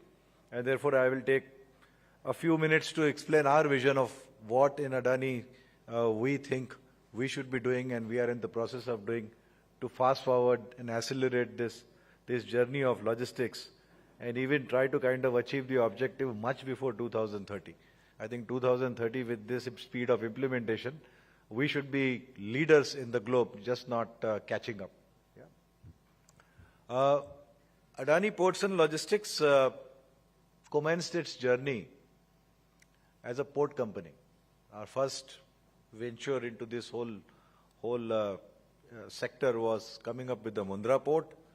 Very soon we launched when we have completed the string of pearls, and today we are sitting over 15 ports, going from west port to the east port, practically catering to about 25 to 30% of the nation's exim cargo that we handle for the nation. But I think quite significantly, as we saw the intent of the government to kind of fast forward the logistics landscape in this country, come out with this game-changing Gati Shakti, we also changed our aspiration big time. And now, we don't tell our stakeholders that we are a port company. If you see our annual report and if you see our positioning today, we say that we are a transport utility company. And ports is nothing but a small subset of this entire transport utility chain that we are setting up with amazing speed and growing leaps and bounds in its implementation. What do we mean by transport utility company? We're talking about end-to-end logistics. We're talking about people having seamless logistics experience, not going through multiple agencies. And we have constrained our factors just to being infrastructure players, just to provide world-class infrastructure right from the port to the customer gate. And therefore today, along with the ports, we are already owning about 9 multimodal logistics parks in the country, and very soon in the next 2-3 years we should go up to 15. We are running about 52 container trains. We are running 27 bulk trains, and in the next 5-6 months this should go up to 70 bulk trains. We are the largest logistics, storage and logistics for the grain sector. We are already running 20 grain terminals for FCI across the country, and I think our aspiration is to be more than 100 in the next 2 years. And then that also is all connected by rail connectivity. We launched our foray in providing industrial parks and warehousing. We were not big time into warehousing. But as I speak today, our announced stated aspiration is to provide more than 60 million square feet of warehousing in the next 3.5 years. And then we realized something is still a piece, something is still missing in this entire logistics value chain. And then we announced our foray into the trucking sector. And we said that in line with our green vision of deriving logistics efficiency and becoming a green and helping the country to becoming green, our stated objective is to make entry via the electrical trucks, bring more efficiency, bringing more electrical infrastructure in these wonderful highways and these networks that we are putting up. So, and then we also acquired our airport, and we said that today we are truly an integrated multi-modal logistics player. And this wonderful policy and the platform that has been inaugurated gives us the opportunity to seamlessly integrate our airport system, the port system, the multimodal logistics parks, getting the right train structure, building industrial parks and warehousing, and then to provide the state-of-art first mile and last mile connectivity through electrical trucking, through bringing trucking's best-in-class trucking, which will reduce the pollution levels. On a very macro level, what are we trying to do in Adani Ports and Logistics? We are trying to take advantage of this policy, piggyback on this policy, and make 2-3 big shifts which is causing the distortion in the cost. Why is this cost high? Why is this cost at 14% GDP? Okay. There are 2-3 big distortions. Number one, because of the lack of infrastructure, we do not have the right mode of transport. Okay. Today, if you see, most of the transport in the country is happening through trucking. Trucking has its own plane in the logistics ecosystem, but typically the rail coefficient, which in JNPT is about 14, 15, 16%, in Mundra it is about 27, 28%. Even Indian Railways in its game plan has published that this has to go to beyond 40%, 45% for us to be a cost-optimized logistic provider. So that's the first objective that we are going to achieve in this big scheme of things, using, taking advantage of the national logistics policy and the master plan to correct this imbalance. That's the first big thing that we are working very aggressively and very confident that we will make this shift happen through building the infrastructure at the right place and giving the right multimodal activity. The second big shift which has to happen and will now commence, I'm very confident, is increasing the container coefficient in the country. We just heard the earlier speaker talking about how important it is to RFID and put the RFID network tag on the container and keep tracking the containers. But the first big thing is this the optimal logistics network, right? Today we are at about 5%, and 5% is definitely not the logistics optimal network over here.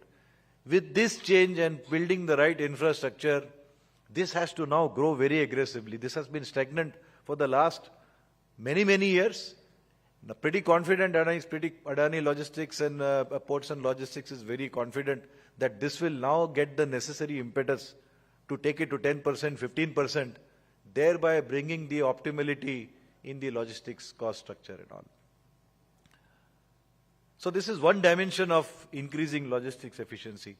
The other two dimensions, people have already spoken about it.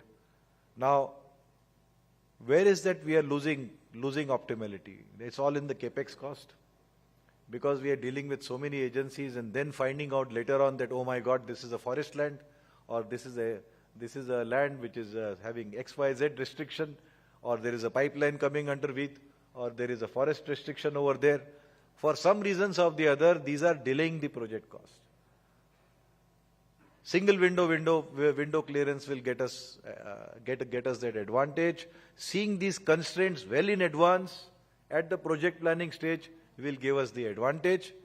And therefore, the logistics capex cost, which is a very key determinant of the logistics cost, and the speed of execution, the timeliness of the execution, will then enable us to up the game and meet the stated objective of the national logistics policy. More important, as various states have embarked on their statewide national logistics policy, this is now the right time to collaborate when private sector is seeking investment into a strategic land parcel, he has to be supported by commensurate utility support from the state government. You can't go away, take a prime piece of land, and then you find that there is no approach road, and there are end restrictions in the approach road, or the rail line is not going to come over here because it is slated to go somewhere else. All these bottlenecks are now envisaged, will no longer remain in bottleneck, will be seen upfront, collaboration will be better, and therefore we are very convinced that there is going to be a sea change, game-changing development of the logistics sector in India, of which Adani Ports and Logistics will play a lead role. It's a stated objective of the company to accelerate this journey and play a lead role. Just to, before winding up and breaking up for lunch, just to give you a brief outlay of the projects that is going on currently only in Gujarat. We just commenced our multimodal logistics park in Virochand Nagar, Sanand, which is 1400 acres. The first phase of 300 acres where construction is going on in full swing will be up and running by April time frame. I think another 7 months and we should be up and running with the first double stack terminal out there with complete connectivity to the Mundra port double stack, last mile, first mile, again will be provided by our company, and with a seamless corridor, air corridor into the Ahmedabad airport, thereby making it the first largest truly multimodal logistics park with air, rail, road and port connectivity in the country. This is not a dream. We just have to wait for 6-7 months for us to see this game-changing thing which is happening right a few kilometers away from Ahmedabad. Just on 1st October, we took over the Nauka terminal in Vapi, which is the Tum. It's a very strategic terminal which will connect the JNPT port and the Hazira port, and Hazira port will have very strong rail connectivity, which is a plan that this company has very openly stated. That terminal has been acquired by Adani Ports and Logistics, and one of the first projects that we are going to do, and we have started work, is integrating it with the direct freight corridor. And I think in the next 4 or 5 months, Tum will be the first directly connected direct freight corridor connected terminal, again giving double stack capability and tremendous speed of rail service into JNPT, into Hazira and into NRC across the country, making it one of those crown jewel terminals for all of us, for the trade, for the industry, changing the game rapidly. And all these things I'm talking about is few months down the line, not very long-term vision and all those things. Yeah. We are going to start work on DFC connectivity in Ankleshwar.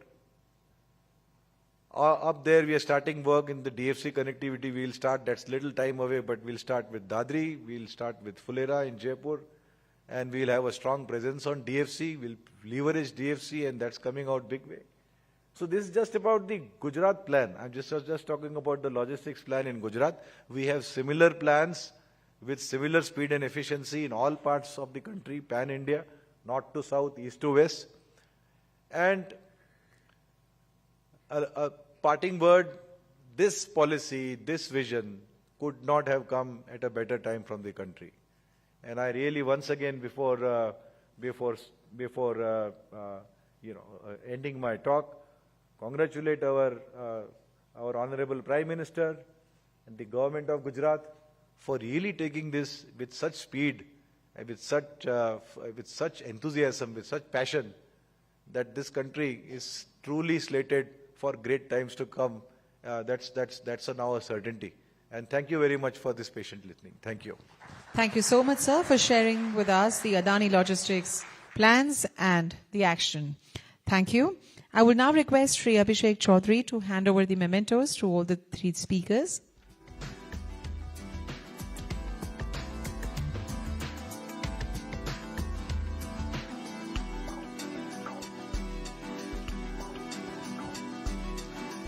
Thank you.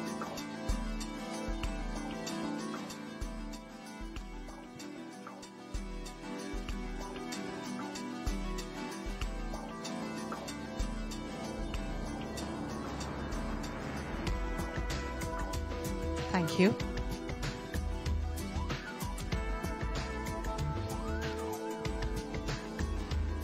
We'll request Shri Pranav Nanda, Senior Manager of Projects, GIDB, to kindly present a memento to Shri Abhishek Chaudhary.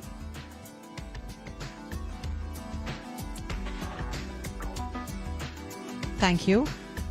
And I request the speakers to kindly pose for a group photograph. Thank you. And to the august audience, it was great having you over here.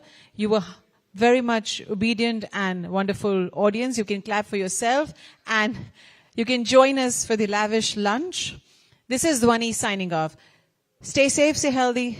Until we meet next. Bye-bye.